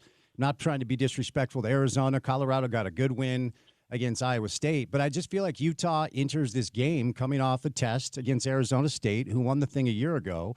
And certainly the Sam Levitt injury changed everything. The Sims kid, he's been playing college football for 6 years, and he just doesn't really do anything well. It's not a great backup option for them. But I feel like Utah's been tested in a way that BYU hasn't yet. Is that fair to say? Yes. Although I wouldn't point to the Arizona State game because of Sam Levitt. I point to the Texas Tech game. Yeah. Mm-hmm. And, you know, Utah has made some adjustments, and they are much better since that Texas Tech game. And I think that is going to turn out, like you said, to be a really good loss for them. That loss is going to get better and better looking for them as the year goes on. And if they can win this BYU game, they're going to be setting themselves up for a really, really nice place to be. As it pertains to the conference, from a macro standpoint, I don't know how you would tier it. It certainly feels like Texas Tech might be in their own tier. They are just smoking everybody. And I think Kansas is okay, but they were not even in that game at all. So it might be Tech and then everybody else. But do you think BYU and Utah at least have shown enough to this point? They both have played 6 games now where you would consider them in the mix to have something to say about this conference when the dust settles. Yeah, no question. And I thought, and this all kind of depends on Sam Levitt to me, I thought ASU was the other team that could maybe have something to say about that. And then maybe, just maybe, although it's really, really hard for me to say this out loud, Cincinnati. You know what I mean? Yeah. But it's hard to look at them and, like, really go, oh, yeah, this is a team. but they're playing well, and they have a win over Iowa State that was impressive. I think they're 5-1 now. So they're a team that's like an outlier, but I definitely think BYU, Utah, Arizona State, and Cincinnati all have a chance to be in this. I think what you have to worry about is like, so let's say Utah wins this game. BYU has one loss in the conference. Utah has one loss in the conference. And then that Arizona State BYU matchup becomes big. And then there's just, this next 5 game, these next 5 games or 4 games for BYU are just really, really tough. Yeah. But they could have something to do with who wins it because they're a good enough team to beat any of these 4 teams. And they're close enough to those teams to lose to any of these 4 teams that are coming up. Yeah, they're about to be challenged, so we'll learn exactly who they are for sure. Hey, before I set you loose, equal time here. Your Utah State Aggies, 3-3 through 6. Do you feel like it's been better than you expected out of the gates? I mean, what was it, like 80 new players? Like, that's a difficult task. And, say what you want about Bronco Mendenhall. The guy knows how to build a program and coach football. So through 6 games, Riley, tell me what you're seeing from Utah State. Much better than I expected. A little bit of a pause, and I have to go into PFF to watch the Utah State game because it was really hard to watch this weekend. So I got to go see what happened in the Hawaii game because it was close there for a while, and then they ended up losing. It's always a tough trip. It was tough for Utah and BYU when they were in the WAC to go 6 hours and play in Hawaii. So I'm willing to give them a one-off if I see them recover, but way better than expected. Definitely a team that I think should go to a bowl game, and you just got to really appreciate whether you love Bronco or hate Bronco. He's always very clear and concise with his directives and with the way that he treats his players, and they know exactly what they have to do to be on the field, and that builds trust. And when your team trusts the coach, you generally play better. So I'm overall very pleased and very, very pleasantly surprised with the way Utah State's playing this year. Riley, good stuff, man. I always appreciate the insight. And, reach out if we can ever do anything for you. It's going to be a fun week. Thanks, buddy.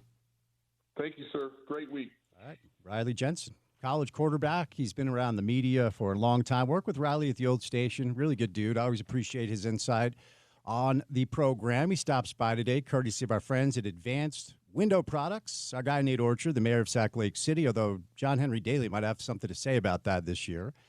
But for now, it's still Nate, and he's running a great company. They're good friends of the program, good friends of the station. They've got their fall football special right now where you can get $2,500 off when you buy 10 windows or more. But the nice thing about the special is all you have to do is call and get on the schedule. So if you don't need windows now, or maybe you're anticipating moving or buying or selling a home, as the weather turns, you might need new windows in a month from now, whenever it is. If you call and get on the schedule, you lock in the savings. Bottom line, $2,500 off when you buy 10 windows or more. So call Advanced Window Products right now at 801-850-9100. That's 801-850-9100, 801-850-9100, or online at advancedwindows.com. 2 hours down, 2 hours to go. More of the Drive on a Monday. Coming up on the other side right here on ESPN 700.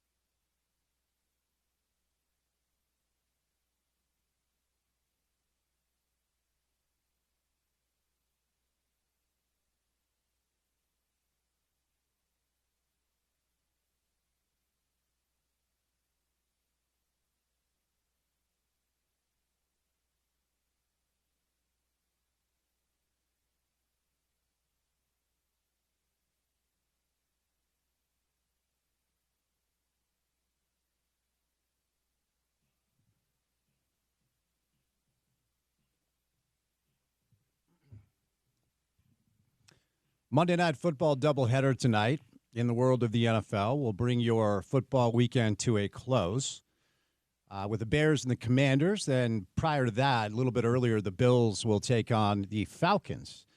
Brian Callahan has been fired, the Titans head coach, 1-5 this year, 4-19 since he took over, which isn't great. So Penn State made a coaching decision. James Franklin is out. Of course, it's rivalry week, Utah, BYU, Saturday night. Utah's a 3.5-point favorite. Porter, when you saw the line, when you saw that Utah was a favorite, even though they are on the road, does that feel right to you? What was your reaction? I think so.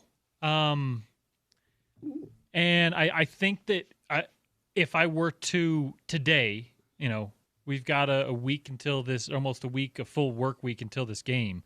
I would take Utah, and I would probably take Utah by a touchdown or so. But because of, and Riley mentioned this, because of a number of things, which include just a remarkable rivalry that seems to have some different sort of drama at a different turn. I think it's going to be close. I think it's going to be chaotic. I think it's going to be drama-filled. I think it's going to be a one-score game. And so I think it's fair. But I think Vegas is right on there.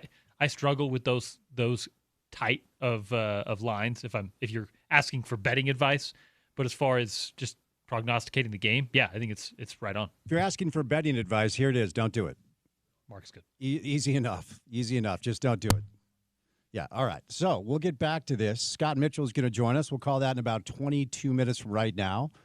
If you missed Riley from earlier, Dr. Chris Hill, former AD for the Utes, definitely check out the podcast page. But let's get to know a new resident of our state, Mark Denman, who's now the new in-arena voice for the Utah Jazz. Joins us on a Monday. Hello, Mark. How are you, sir? I'm doing wonderfully well, and you guys, how about for you all? All good here. Wow. Okay, now I can see why you got the job. I didn't realize those pipes were what they are, Mark. So congratulations. Welcome to our market.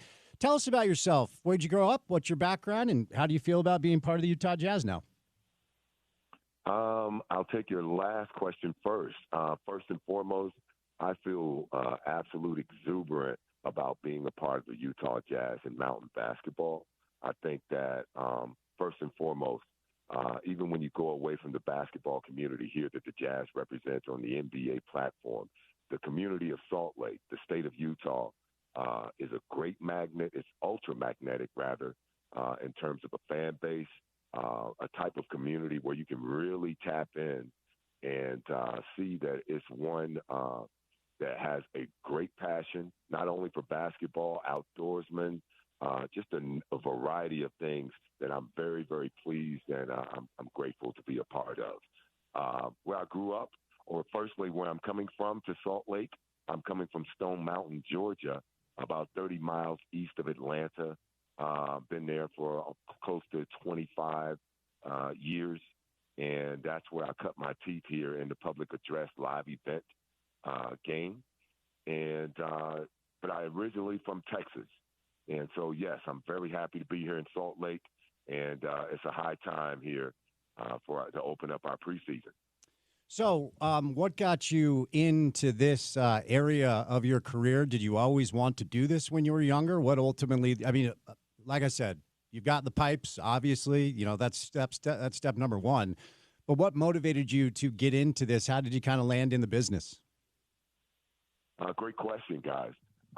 First and foremost, I kind of found my voice as a teenager, man. I was an athlete, a student athlete in high school, but my mother got me involved in a civic organization called Top Teens of America, where we were helping the needy, people with economic imbalances, health imbalances. We were taught and oriented to serve, and I served as an officer in that organization.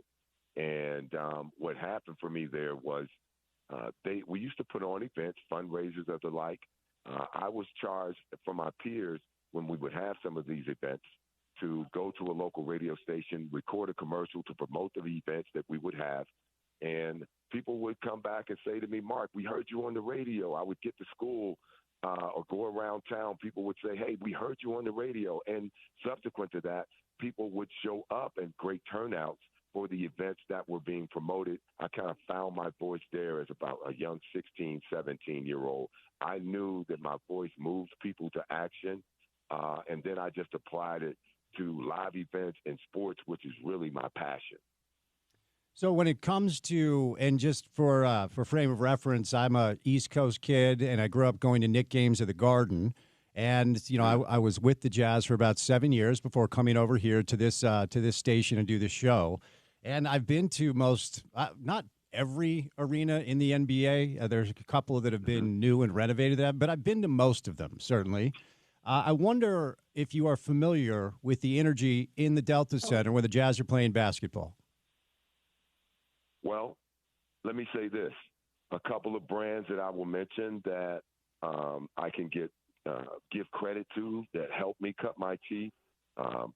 A lot of MLB, working with MLB, working with the Atlanta Braves, working with and traveling and touring with the Harlem Globetrotters kind of qualifies me in a bit of a parallel with you because the Globetrotters alone will make you or place you in all of the NBA arenas in America, and as well as plenty of others around the globe.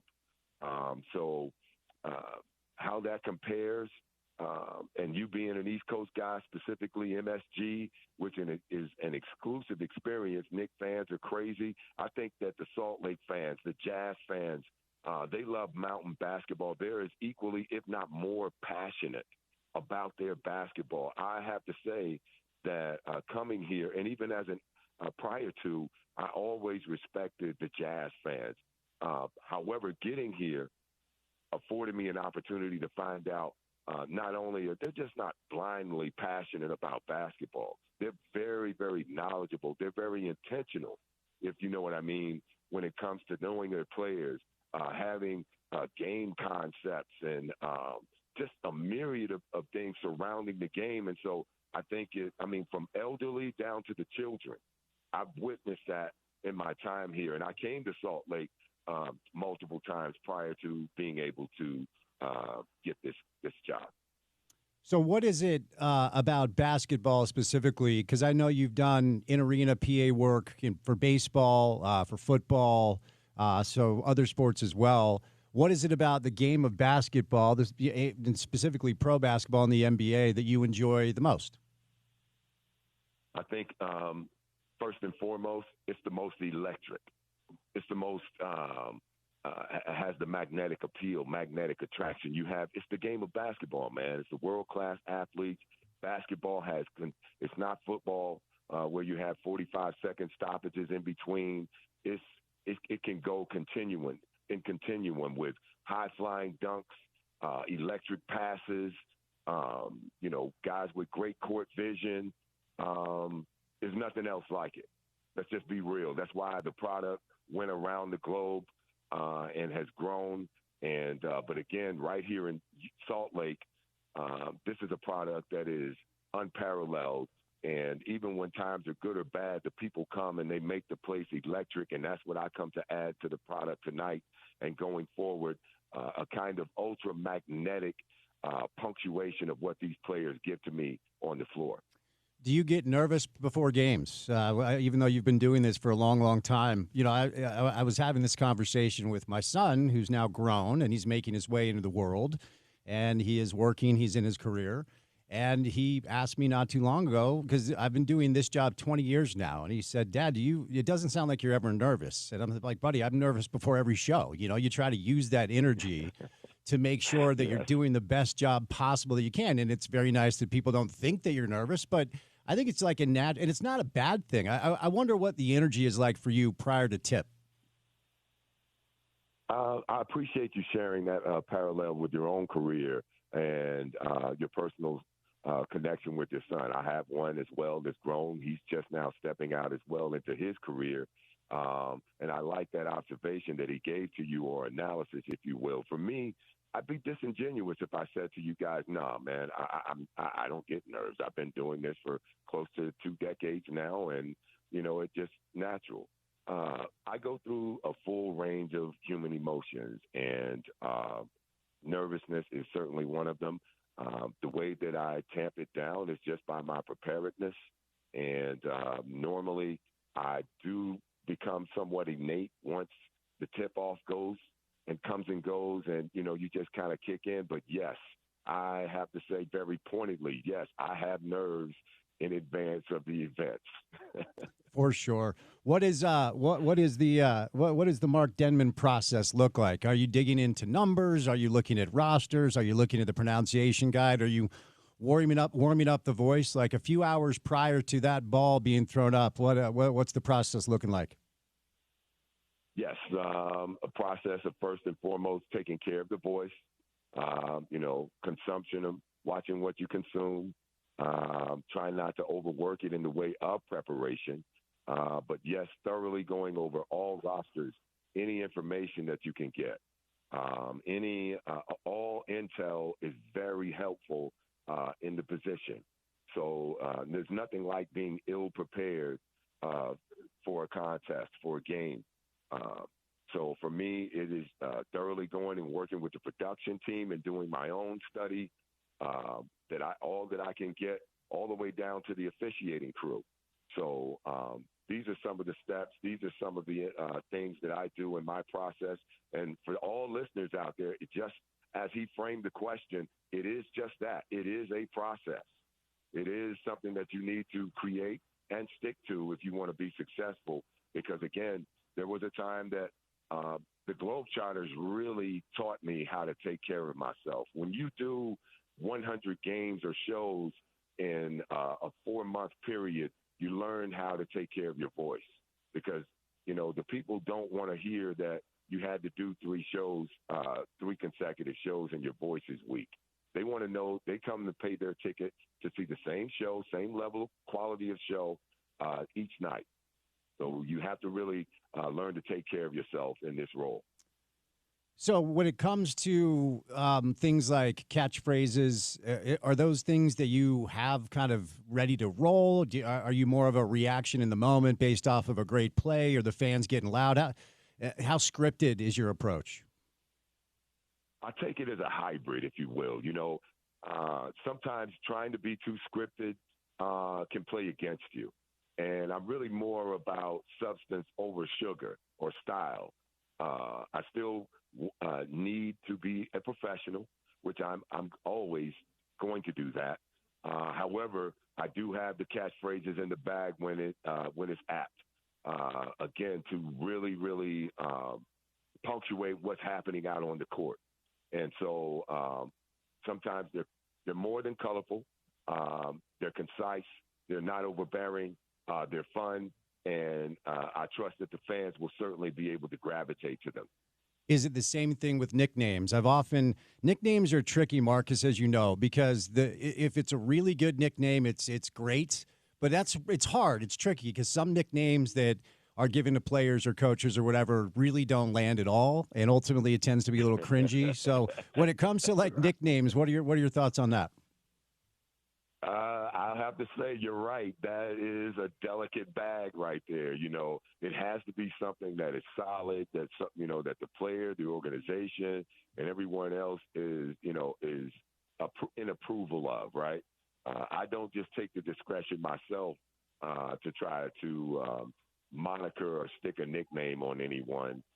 You need to vet that at all costs. Yes, you certainly do. As you're well aware by now, we find ourselves in an interesting portion of this Jazz journey, this pro basketball Jazz journey, where we have a fan base that is a little bit spoiled because we've had really good teams for a long, long time. And we're used to playoff basketball. We're used to high-quality play. And this is a tough thing. This is a tough thing, Mark, as you know, because we had a really, really good team here. COVID changed that dynamic.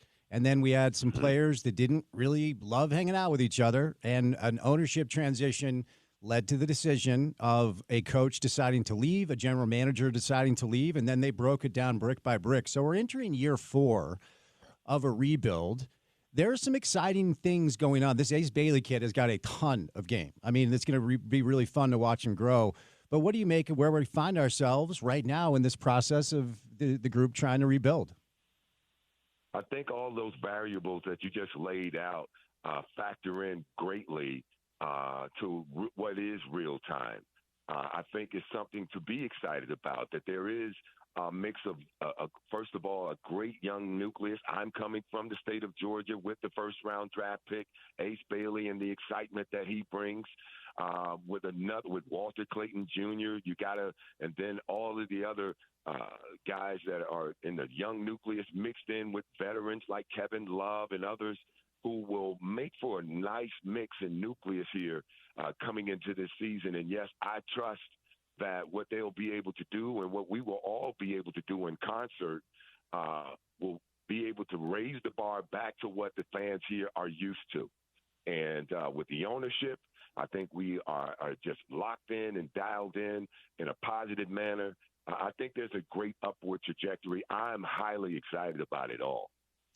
Well, Mark, I appreciate your time today. Congratulations on the gig, and we'll be down at some games this year, certainly covering the team. So I'd love to shake your hand and say hello, okay? Thank you.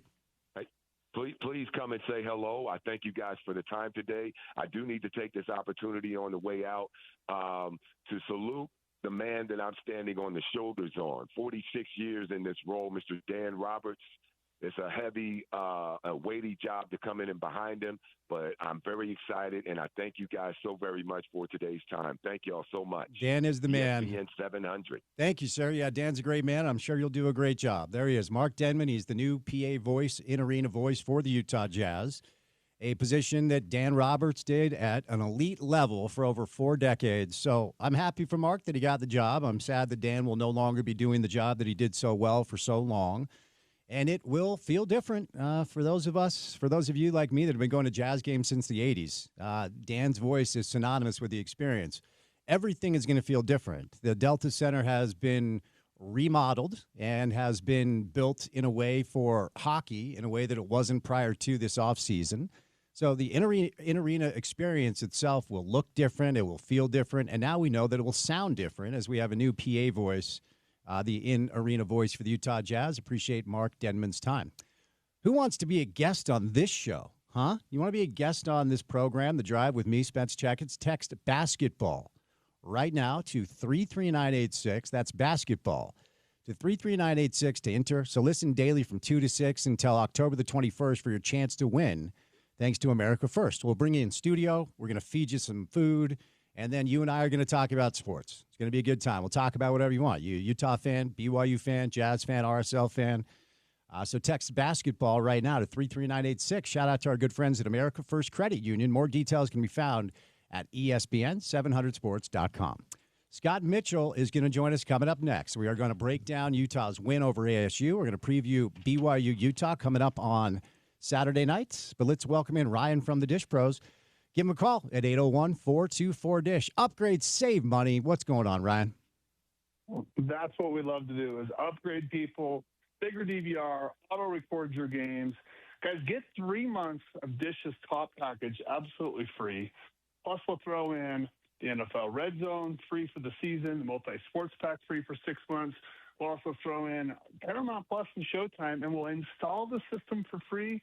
And guys, here's the best part. You're going to spend less money. We love doing this because so many customers are way overpaying, especially cable, DirecTV. Call us up. You know your bill's gone up. You saw it get more expensive. Call us today, pay less money, and get a better system. Plus, we'll throw in dinner at JCW's and ask about our great internet solutions we have right now. Tons of super fast internet for $20, $30, $50 a month. If you're spending more than $70 a month, just call us and pay less money, upgrade, get the best system out there, and get the best price guaranteed. 424-DISH. It's 801-424-DISH.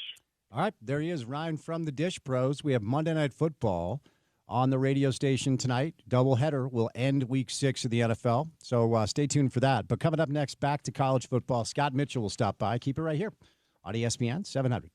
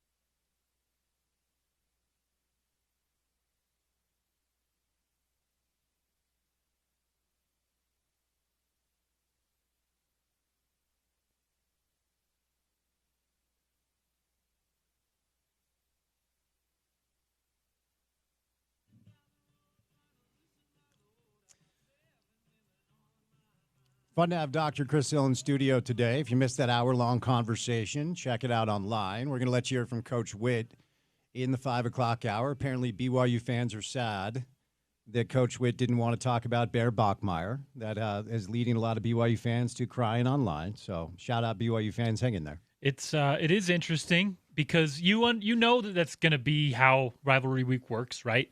But being there and knowing Kyle and talking to literally being at every one of his press conferences and interviews, that wasn't like a petty thing. That wasn't like a trying to poke the bear in the rivalry. It was actually kind of the opposite, where if you remember Spence, he joined us for a little interview last year and just like said something generic about conferences, and everyone was up in arms about it.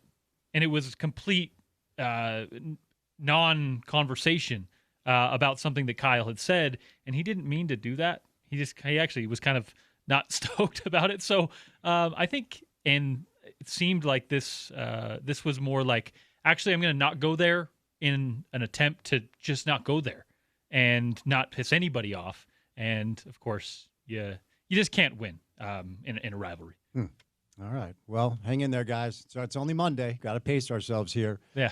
All right. Scott Mitchell, Monday afternoon. Hello, Scott. How are you, sir? Oh, I'm doing wonderful. How you doing, Spence? I'm doing well. I didn't understand what happened with Coach Whittingham. I do tell. I didn't hear this. We will be playing it in the 5 o'clock hour so our listeners can hear it. He was asked about Bear Bachmeier, and his response was he's focusing on his team. And people are mad, Scott, because it's rivalry week and it's Monday, so people are upset. Yeah, good for Kyle. Well, all good, man.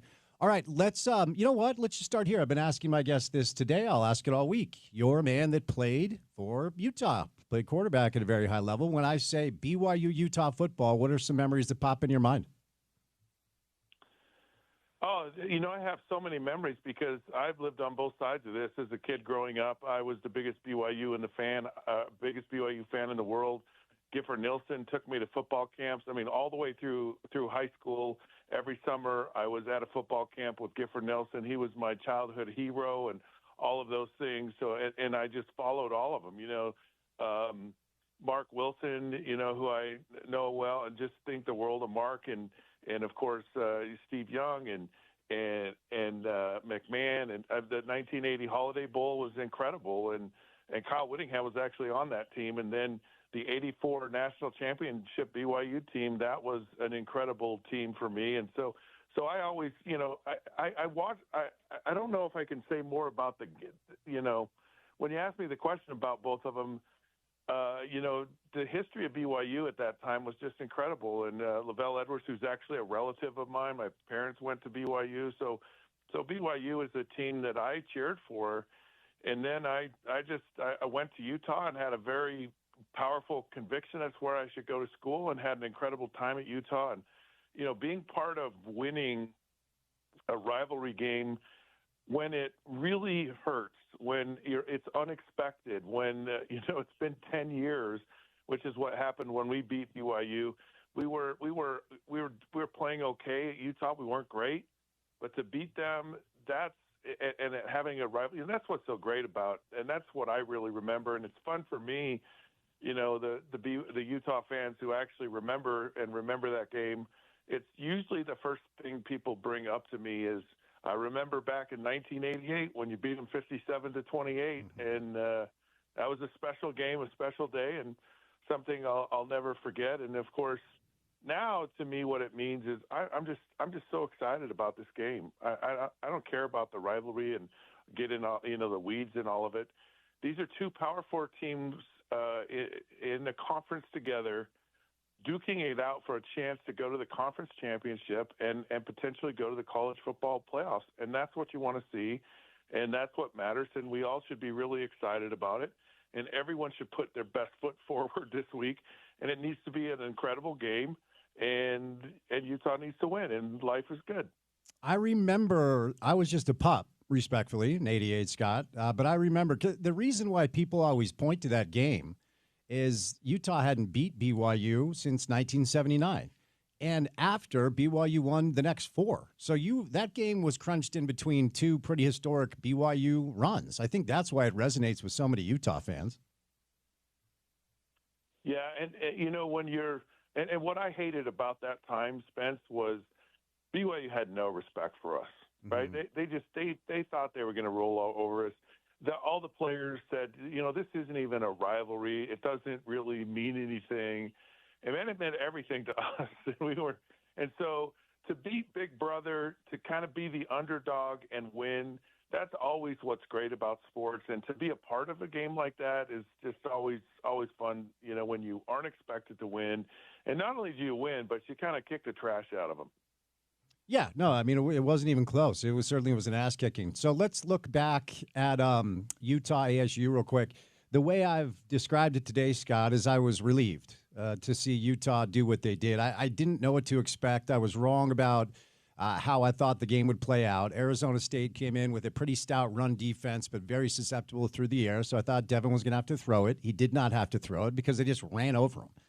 Now, the Levitt news is significant because we've seen Jeff Sims play college football for 6 years, and I don't want to crack on a college kid, but he just doesn't do a lot well and never really has at any of his previous stops. So what impressed you the most? What stood out most as far as the way Utah just dismantled ASU on Saturday night? Well, it was obvious from the very start that offensive line for Utah was just they were steamrolling them, and I mean it was basically 2 or 3 yards before someone's going to get touched, and I just felt like as the game went on, eventually someone's going to start popping these runs for big games, and it certainly happened, and it really started with Devin Dampier, and so that offensive line really jumped out at me. But then it was Devin and how.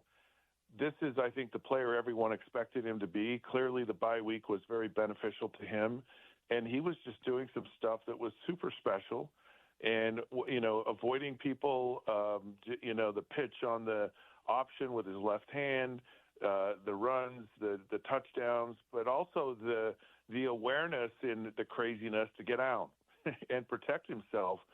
And I think he's kind of learned, hey. I need to be healthy and I need to be at my best or I'm not going to be the player that I am. And if I can't run and I can't do all that stuff, we're not quite as effective as we can be. So I loved him being aware of that in situations because he could have gotten a lot more yards on, 2 or 3 of those runs he had, but he very cautiously lived to play another down. And it was just really good to see. And then the other thing was Smith Snowden. I mean, Jordan Tyson is he's one of the top receivers in the country, and they matched up Smith Snowden with him, and he went toe to toe, and there was never a big play, and not with a lack of trying. I mean, I think he had 16 throws at him, so they were throwing the ball to Tyson, and just Smith Snowden never gave up a big play, made a lot of just really really good plays, and just was very, very much up to the task. But it was the most efficient, most perfect game I think you could see really across the board. It was just a really solid, very statement-like win, dominant win for Utah. Yeah, and it felt like, because, look, I think it's just probably, Scott, time to say, like, Tech is really good. They just are. They're housing everybody, right? So I don't know that it's any more a scenario where we just say Texas Tech is probably the best team in this conference. It's probably just time to say they're one of the best teams in the country. So I don't think that loss is going to really come back to bite Utah. And certainly if Tech continues to roll and people that understand that Utah Tech was actually like a 3.5 quarter rock fight, it could actually come back to help Utah as what I would, perceive to be a beneficial loss. A loss is a loss is a loss. But I don't think the Tech loss is going to come back to bite them that much, Scott. Well, I mean, if you want to argue losses and say they're valuable, look at Texas, look at Notre Dame. They're 2 lost teams that are still in the top 25. I don't know how that happens, but they are. And so, I think people look at that to some degree. I think part of the thing is Utah just hasn't had a lot of exposure, and the little exposure they got, they didn't really shine at all. And, of course, Devin Dampier wasn't completely healthy. He was not the player against Texas Tech as he was at Arizona State. So that game might be a little bit different in the future. But, if you're going to lose early in the year. It was Utah's first conference game, and they're just slowly fighting their way back, and their destiny's in their control, and so you just keep playing week after week and let it happen. I mean, BYU, you look at their schedule moving forward, it's as tough as it gets in the Big 12, and I think Utah's is very manageable. You're going to play Cincinnati, who you're going to play Baylor, you're going to play Kansas, so you've got some teams that are good, but you certainly winnable games, and you win those games, and it puts you in the driver's seat to get back to the conference championship, I should say. So on the other side, the bottom line is BYU has simply passed every test that has been put to them. And that was a gutty comeback win, man. I thought like 5 different times I thought that game was over down in Tucson, where it can get weird. And it did get weird, but they get it done in double overtime. Now, the strength of schedule stuff, like BYU's strength of schedule is one of the lowest in the Big 12. So it just simply says the data indicates thus far they have just not played the best of competition. But again, you give a team the credit for just doing what they're supposed to do. Do you feel like you have a grasp on how good this BYU team is so far? Not really. I mean, I don't know how good Colorado is. They kind of struggled in that game, but they did win it. And there's something to be said about having to come back and win games, regardless of the competition. Same thing with the other night at Arizona. So, if I'm being completely candid, and I said this earlier today, and I'm going to say it again, I'm going to say it all week long, I believe Utah's a better team. I don't think it's even a question mark. I think if the team that showed up on Saturday against Arizona State shows up in Provo, I really believe Utah will win that game. I don't think BYU has won or even played a team with the talent and ability that Utah has, and so the only thing that gets funky is it's a rivalry week, and you just there's factors that go into that I don't know how to quantify. What is the impact of a rivalry? Is it 10 points? Is it 5 points? Is it 20 points? And are you home and away? And because coaches overbuild this, and I kind of like what Coach Whittingham said after the game. I don't want to make too big a deal out of this. You make too big a deal out of it as a coach, and then the players play tight, and the coaches coach tight, and you just do stupid things. And so if you take that out of the equation, and hopefully you can, and some years you can, some years you can't. You do that. Utah should win this football game. I mean, I believe the initial line, I don't know where it is now, but I believe Utah was favored. And they should be, and so you got a young freshman quarterback. How does he handle this? How mature is he? Because this is really the biggest and probably the biggest test. I mean, BYU plays Texas Tech, but I just think Utah's the better team. So the Fox Big Noon kickoff guys are coming back to Utah. This time they'll be down in Provo. I wonder. How does that change, if anything at all, when it comes to the approach of a player? I mean, I've said this 4 or 5 times today, Scott, and I'll continue to repeat it until game day because I believe it to be true. We'll see what the data looks like afterwards. There's a chance this is the most watched game that BYU and Utah have ever played in over 100 meetings. Wow. We have a primetime kick. We have Fox Big Noon in town. And we'll see what the number looks like after the game. But there's a chance this is the most watched iteration of BYU-Utah in the history of the rivalry. What element does that bring into play when it comes to preparation, if anything at all? Or if you're a coach or a player, you just got to keep your head down and make sure you're practicing hard? There's kind of, it's kind of the player and it's kind of the coach, because there are some people that are just like, man, if I need the spotlight, like I want the spotlight. I want it to be as big as it possibly can be. And I know in my career, the big game in the NFL was Monday Night Football, and I love Monday Night Football. Oh my goodness, I love Monday Night Football, so I relished that. But some people, there's a nervousness, and I think there was a little bit of that when Utah played the first time against Texas Tech, and the players and the coaches actually admitted it. So this time around, you want to hope that you've learned from the experience, and I don't know that the Big Noon guys, they're going to be talking to the BYU guys, and what's hard is they're around. They're kind of disrupting your normal deal. They're at practice. You're aware of them. You have conversations, and and meetings and interviews, and they start blowing smoke, and telling you how wonderful and amazing, and BYU is, undefeated, and they're all that, and so you start having to answer all that, and it starts getting in your head, and it will mess with you if you let it.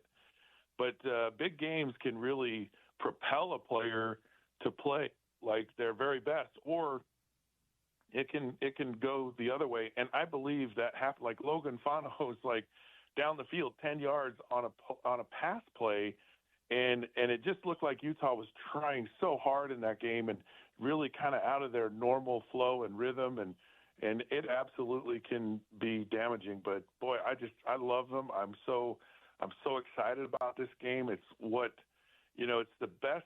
it's the best possible scenario that you could ask for if you're a fan of football in the state of Utah. You're two marquee football programs on a national stage playing really for a chance to win the conference and go to the college football playoffs.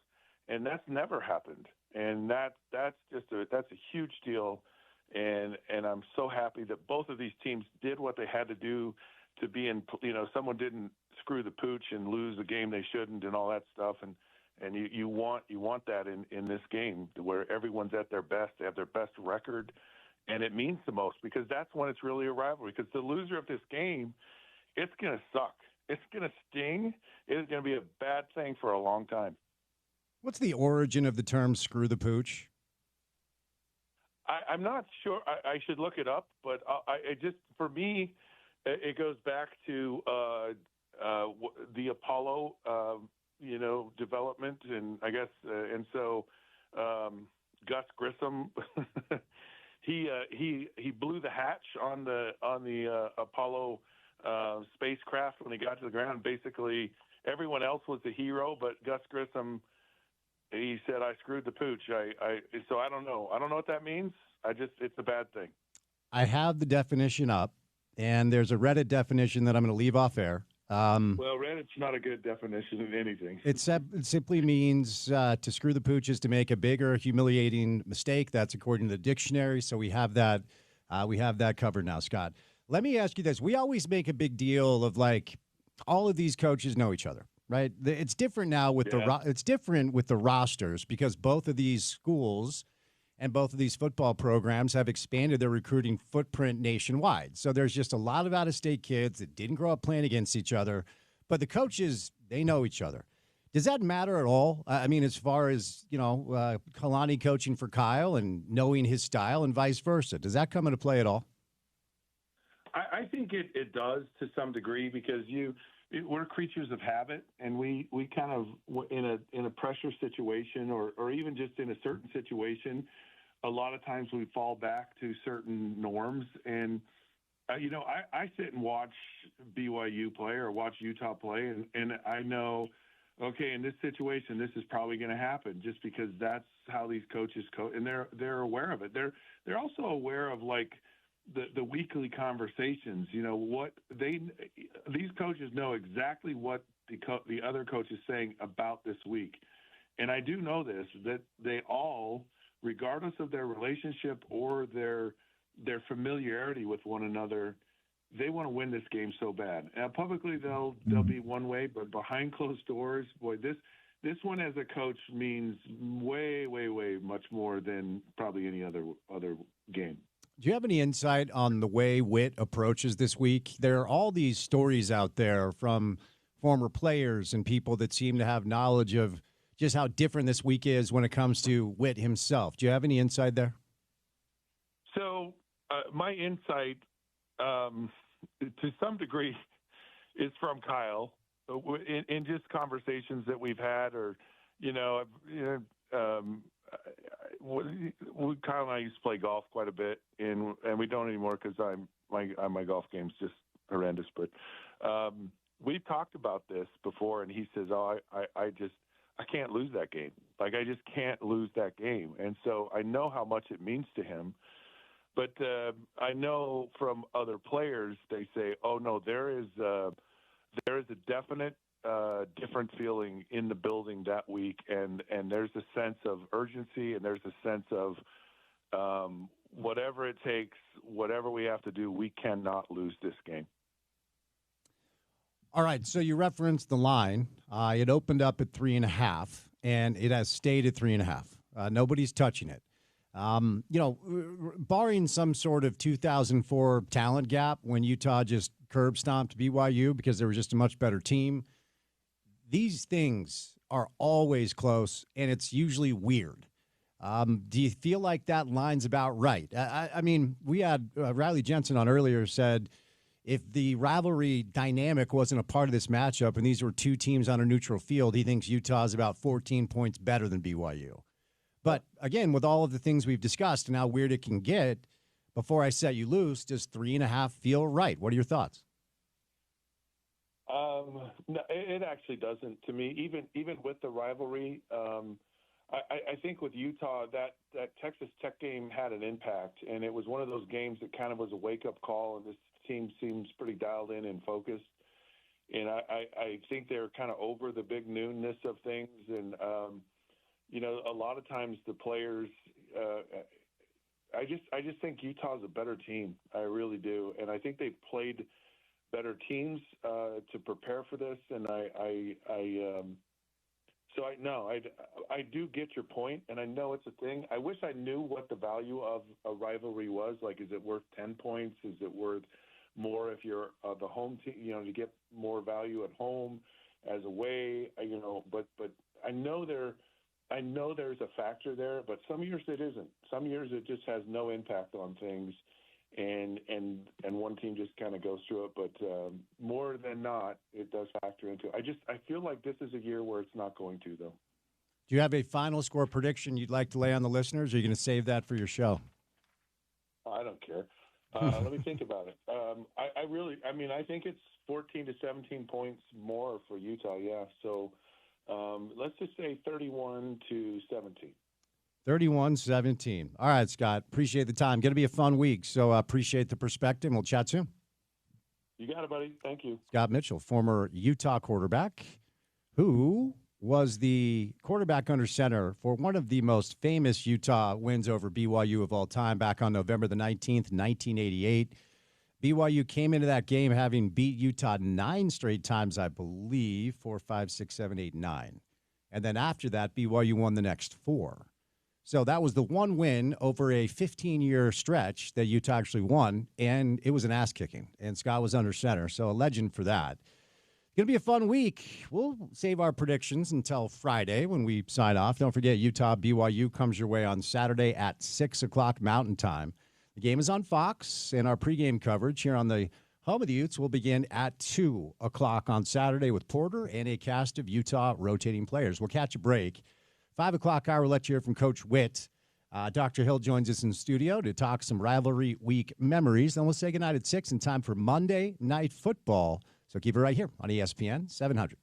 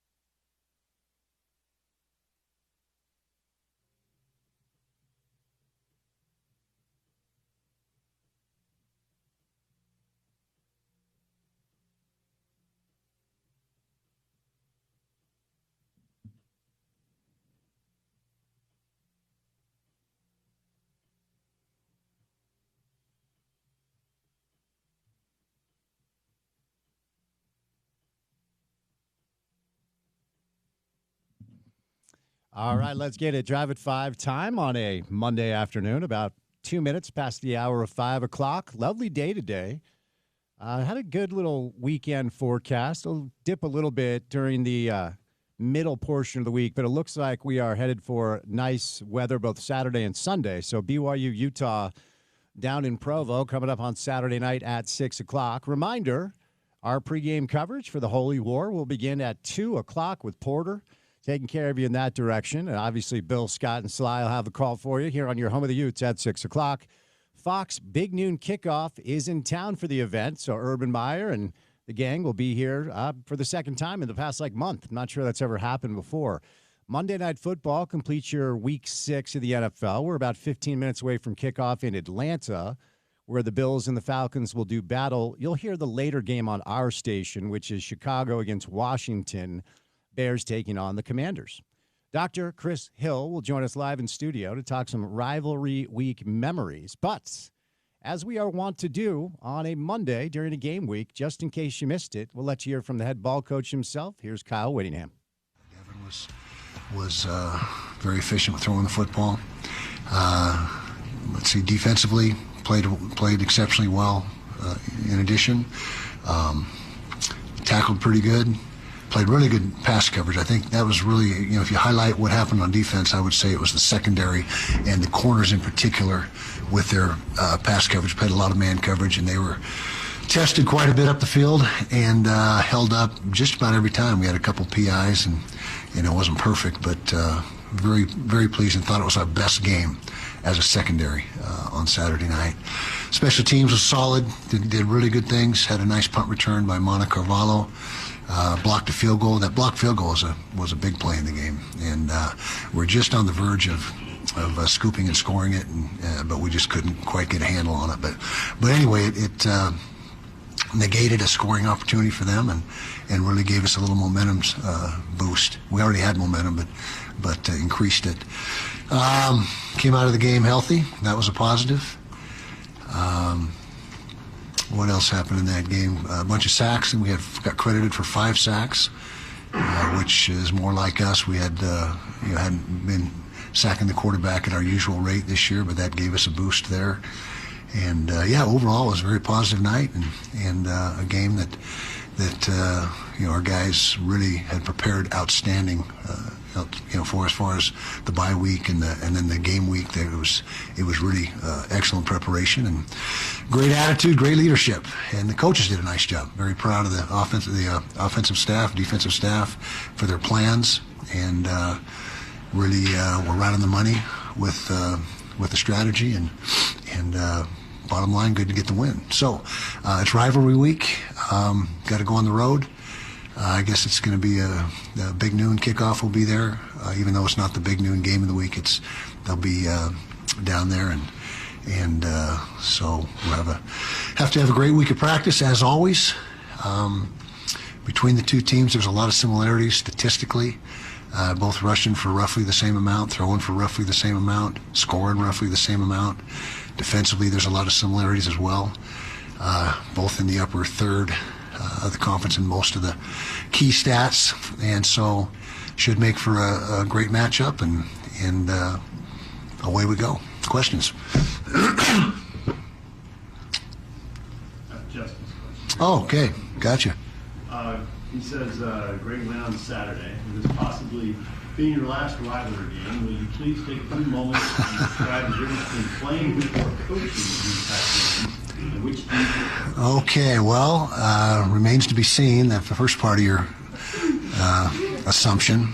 But I always prefer playing. I don't think you'll come across anybody that was a player and a coach that wouldn't give you the same answer. When you're in the arena and you're playing and in the fray, there's nothing like it. And so coaching is the second best thing, but if I had a choice, there's no doubt that I'd rather be participating as a player rather than a coach. Kyle, you're in the middle of a rare stretch where you get 6 straight weeks inside the state of Utah. Is there any advantage or benefit that you can see just being able to stay in the state that long and not having to be on the road? Well, I guess that means that part of the season we were on the road quite a bit. I mean, it all balances out, and so I don't, as I said many times before, I don't really pay much attention to the schedule, other than just tell us who we play, when, and where, and that's pretty much it. And so, but as it's kind of a unique situation, I'll agree with you on that. And I think, the less travel, the better if you had your choice, and not having to get on an airplane for a while, I think should be a positive for our team. Let's know him, I guess, had the opportunity to leave this offseason. What does it say about him that he stayed here at Utah, and how positive has that been for you? Yeah, well, lots of people had the opportunity to leave. Smith one of them, and that's pretty much standard in the industry now. But Smith is a big part of our program. He played maybe his best football on Saturday night. We're elated that he's with us still, and how close he was to leaving, that may be overblown a little bit, but he's a very good player for us, and we're, like I said, glad he's on our football team and does a lot of good things for us. What have you seen from BYU quarterback here, Bob Snyder? I'm just going to focus on us this week, our guys, our coaches, so I'm not going to give much thought on the opponent this week, and so really you have to ask them, what they think of Bear. So.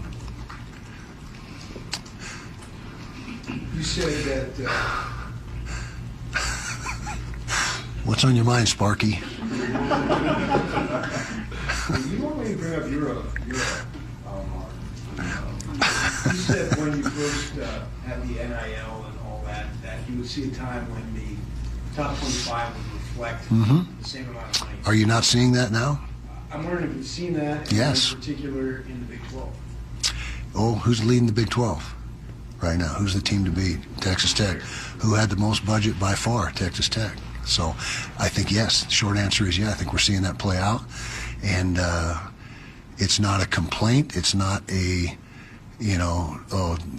Tech, you just have all the money. It's not fair. Congratulations to them. They're committed to winning. And so it is playing out within the conference as well as on the national scene. Coach, would be curious your thoughts on Spencer and Logan Fano and what they mean to you in your program. Tremendous players, tremendous people, captains, both of them. That says a ton about what our players think of them, because the players vote for those captains. Both high caliber players. It's been well documented that Spence is potentially a first round draft choice, and Logan, in my opinion, is not far behind. We're blessed to have them in our program. They do so many good things for us on and off the field, and they're really instrumental to our success, both those guys. Kyle, tampering has been a hot topic in college football, and it's trying to become a chasm as part of this rivalry, given guys are transferring back and forth. I'm just curious, with teams with so much money and obviously indirect sources from BYU and other players and programs across the nation, does that, I guess, enhance the stakes of the rivalry or kind of give you guys an edge in that landscape? I don't know that it gives us an edge. And I haven't done the math. I don't know if we've lost more going down there or vice versa. I couldn't tell you. I probably should be able to tell you, but I can't. But, I just think that, you focus and win with the players that you have. You focus on those guys. You can't worry about who's not here, who was here. And that's an old Norm Chow axiom. He told me that. He said, just worry about the guys that you have and win with the guys that you have, and don't worry about anybody else. Kyle, there's a lot of coaching connections in this rivalry. Sure are, yeah. Kalani's talked about in the past how much of a mentor you've been to him in his progression as a coach and in his coaching career. In what ways have you tried to mentor your former assistants and your current assistants to help them be successful? Well, as the head coach, that's your responsibility to mentor your staff. A lot of them don't need much mentoring. They're really good coaches just on their own. They stand alone. But you're right. There's a lot of coaches down there that were here. Grateful for what they gave us while they were here. They were all outstanding for us and did an excellent job. And Kalani is a good friend of mine. That's no secret. And he's become an outstanding head coach. And that's just, back to your original question is you want to do everything you can as a coach to help your assistants progress, get to the next level, whatever that may be, coordinator, head coach, somewhere else, whatever the case may be. I think that's an obligation, and one of the core responsibilities of a head coach is to try to get his staff to be able to excel and progress.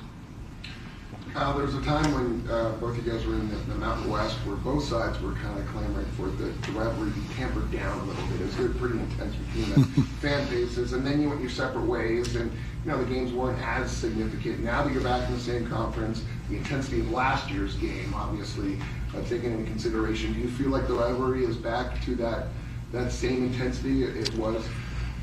Yeah, I think it's always been intense. For sure, and conference implications certainly add to it. And you're right, there was a period of time there where we weren't in the same conference. I think in the past, when we were in the Mountain West, and the game being held in the last slot of the season, last game of the season, that added to it as well. As of right now, it's not the case. It's what are we, dead center just about in the season, and so I think it's almost the same as it was when the Mountain West was in, when we were in there, but just not quite, because the build up throughout the entire year to having the last game is a little bit different than playing it right in the middle, in my opinion. So, Kyle, Parker is averaging almost 50% more yards per carry than Rogers, and Rogers routinely is getting more carries in a game, and I'm wondering, maybe the statistics don't tell the whole story. Why are carries being divided the way they are? Yeah, that's a good question, and we've analyzed that ourselves. And the short version is Rogers is in on a lot of short yardage. He's really good downhill, get a couple yards when you need him, which is going to hurt your yards per carry, because if you're giving him the ball on 3rd and 1, 4th and 1 in the goal line, deep in the red zone, that's going to affect your yards per carry. But we really like them both. I mean, they're 1 and 1A in our opinion. And Wayshawn has been hampered a little bit physically, and so not ready to, or wasn't in the past ready to carry a heavy load. But he's feeling better now, and he's certainly been really productive for us. And the best answer I can give you is a lot of Knox carries are in those short yardage goal line situations, which lend itself to less yards per carry. Kyle, I'm curious your thoughts on your guys' run defense so far. Obviously, last week, Malik Brown was one of the leaders in the conference when rushing. How would you assess the run defense so far this season? 5 out of the 6 weeks, really good. The Tech game, we weren't very good defending the run, and I'm a big believer that physicality wins games, and if you can impose your will and run the ball on people and defend the run on defense, your chances of winning go way up, and that's something that we strive to do, is be stingy against the run on defense and be able to run it on O. And when we're doing that, we're pretty darn good. And when we're not, we're pretty average. Last year, you guys obviously struggled to move the ball on offense. This year, you're one of the most efficient offenses in the country. Is it as simple as Jason Beck and Devin Dampier? Kind of what goes into that whole recipe that's allowed you to be so successful? Well, that's a big part of it. Those two are a big part of what we're doing, and a big part of the reason for our success. Pointing back to the offensive line, obviously, still as high on the offensive line now as I was at the beginning of the season, and they really played their best game this past week. And so I think that it's a combination of having an outstanding O-line, Jason's scheme and play calling, Devin's dynamic ability, at the quarterback position, and so I think that is probably the reason that we're having success on offense. Kyle, Devin and so many other players have never played in this rivalry before just because they're transfers. Yeah. How do you, approach this week, educating players on the intensity, the atmosphere and all that, given there's so many new players? Yeah, well, first of all, the half that have played in this game or have been in the program at least more than a year, do a good job of educating the guys on what the rivalry is all about. We also take a small segment in the team meeting on Monday, which will happen today, educating the new guys a little bit of the history. It's not a long, extensive thing, but just the history of the rivalry and more, just the tradition and what's happened in the past and just how, just on a national scene. It's one of the better rivalries in the country, in my opinion. And so we do take a few minutes in a team meeting, have a presentation, and try to do the best we can to educate them. But that's not nearly as important as practicing well and studying your film and the game plan and all that stuff. But it certainly is a part of it. You're more Dana than Steve. The familiarity on both sides with the coaching staffs, is that kind of a wash as far as you know their philosophy, they know your philosophy, the players, there's a lot of crossovers there. Or is there any advantage there? No, I would say you hit it on the head. It's a wash. I mean, we both know each other so well, and it's I don't see advantage one side or the other as far as that dynamic goes. Coach, you talked about David Dampier feeling better, and I'd be curious to get your thoughts on prioritizing more rest this season because of this next stretch of the schedule. Yeah, we have definitely done that, and we did it more so in the bye week than we've ever done as far as downtime. I think it paid off. I think our guys were completely fresh in the game on Saturday, and that's and with the numbers, your roster number is going to keep shrinking until it gets to 105 because that's what the new limit. And the only reason you can be above that is if you have grandfathered players that don't count against that cap. But we're still about 10 players below where we usually are, and then next year we'll probably be 8 or 10 players less, and eventually in a year or two get to that 105. And so preservation is a key. It's not like the NFL where we can make a trade or have a waiver wire to pick guys up on them. We got who we got, and along with everybody else, obviously. And so I think that's a trend that you see pretty much across the country, is that you better be careful with how physical you are in practice and what you do, because you got limited resources, limited players, and you better take care of them. And it's not like we used to beat them to a pulp, but we certainly had more. Yeah. Yeah. Good call. Yeah. Thanks, Coach. Bijan Robinson fumbled his first carry of the game, but the Bills were lined up offside. So Atlanta retains the football. Monday Night Football has begun. Doubleheader tonight with the Bills and the Falcons, and we'll have the Commanders-Bears game when we say goodnight at 6. Dr. Hill, live in studio, coming up on the other side right here on ESPN 700.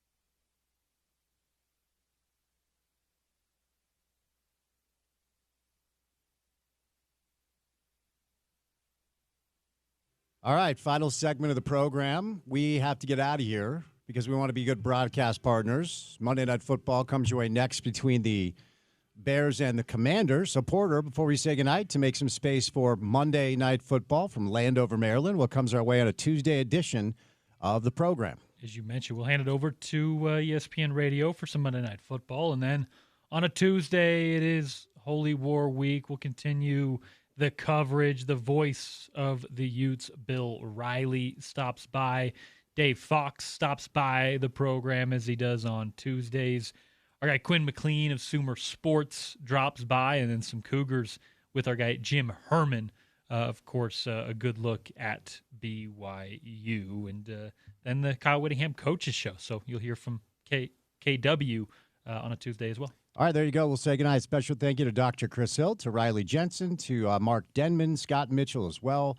For any of the sound you may have missed from the show today, go to the website, which is ESPN700sports.com. Make sure to download our mobile app and take us on the go. ESPN 700 app is available in the App Store and the Google Play Store.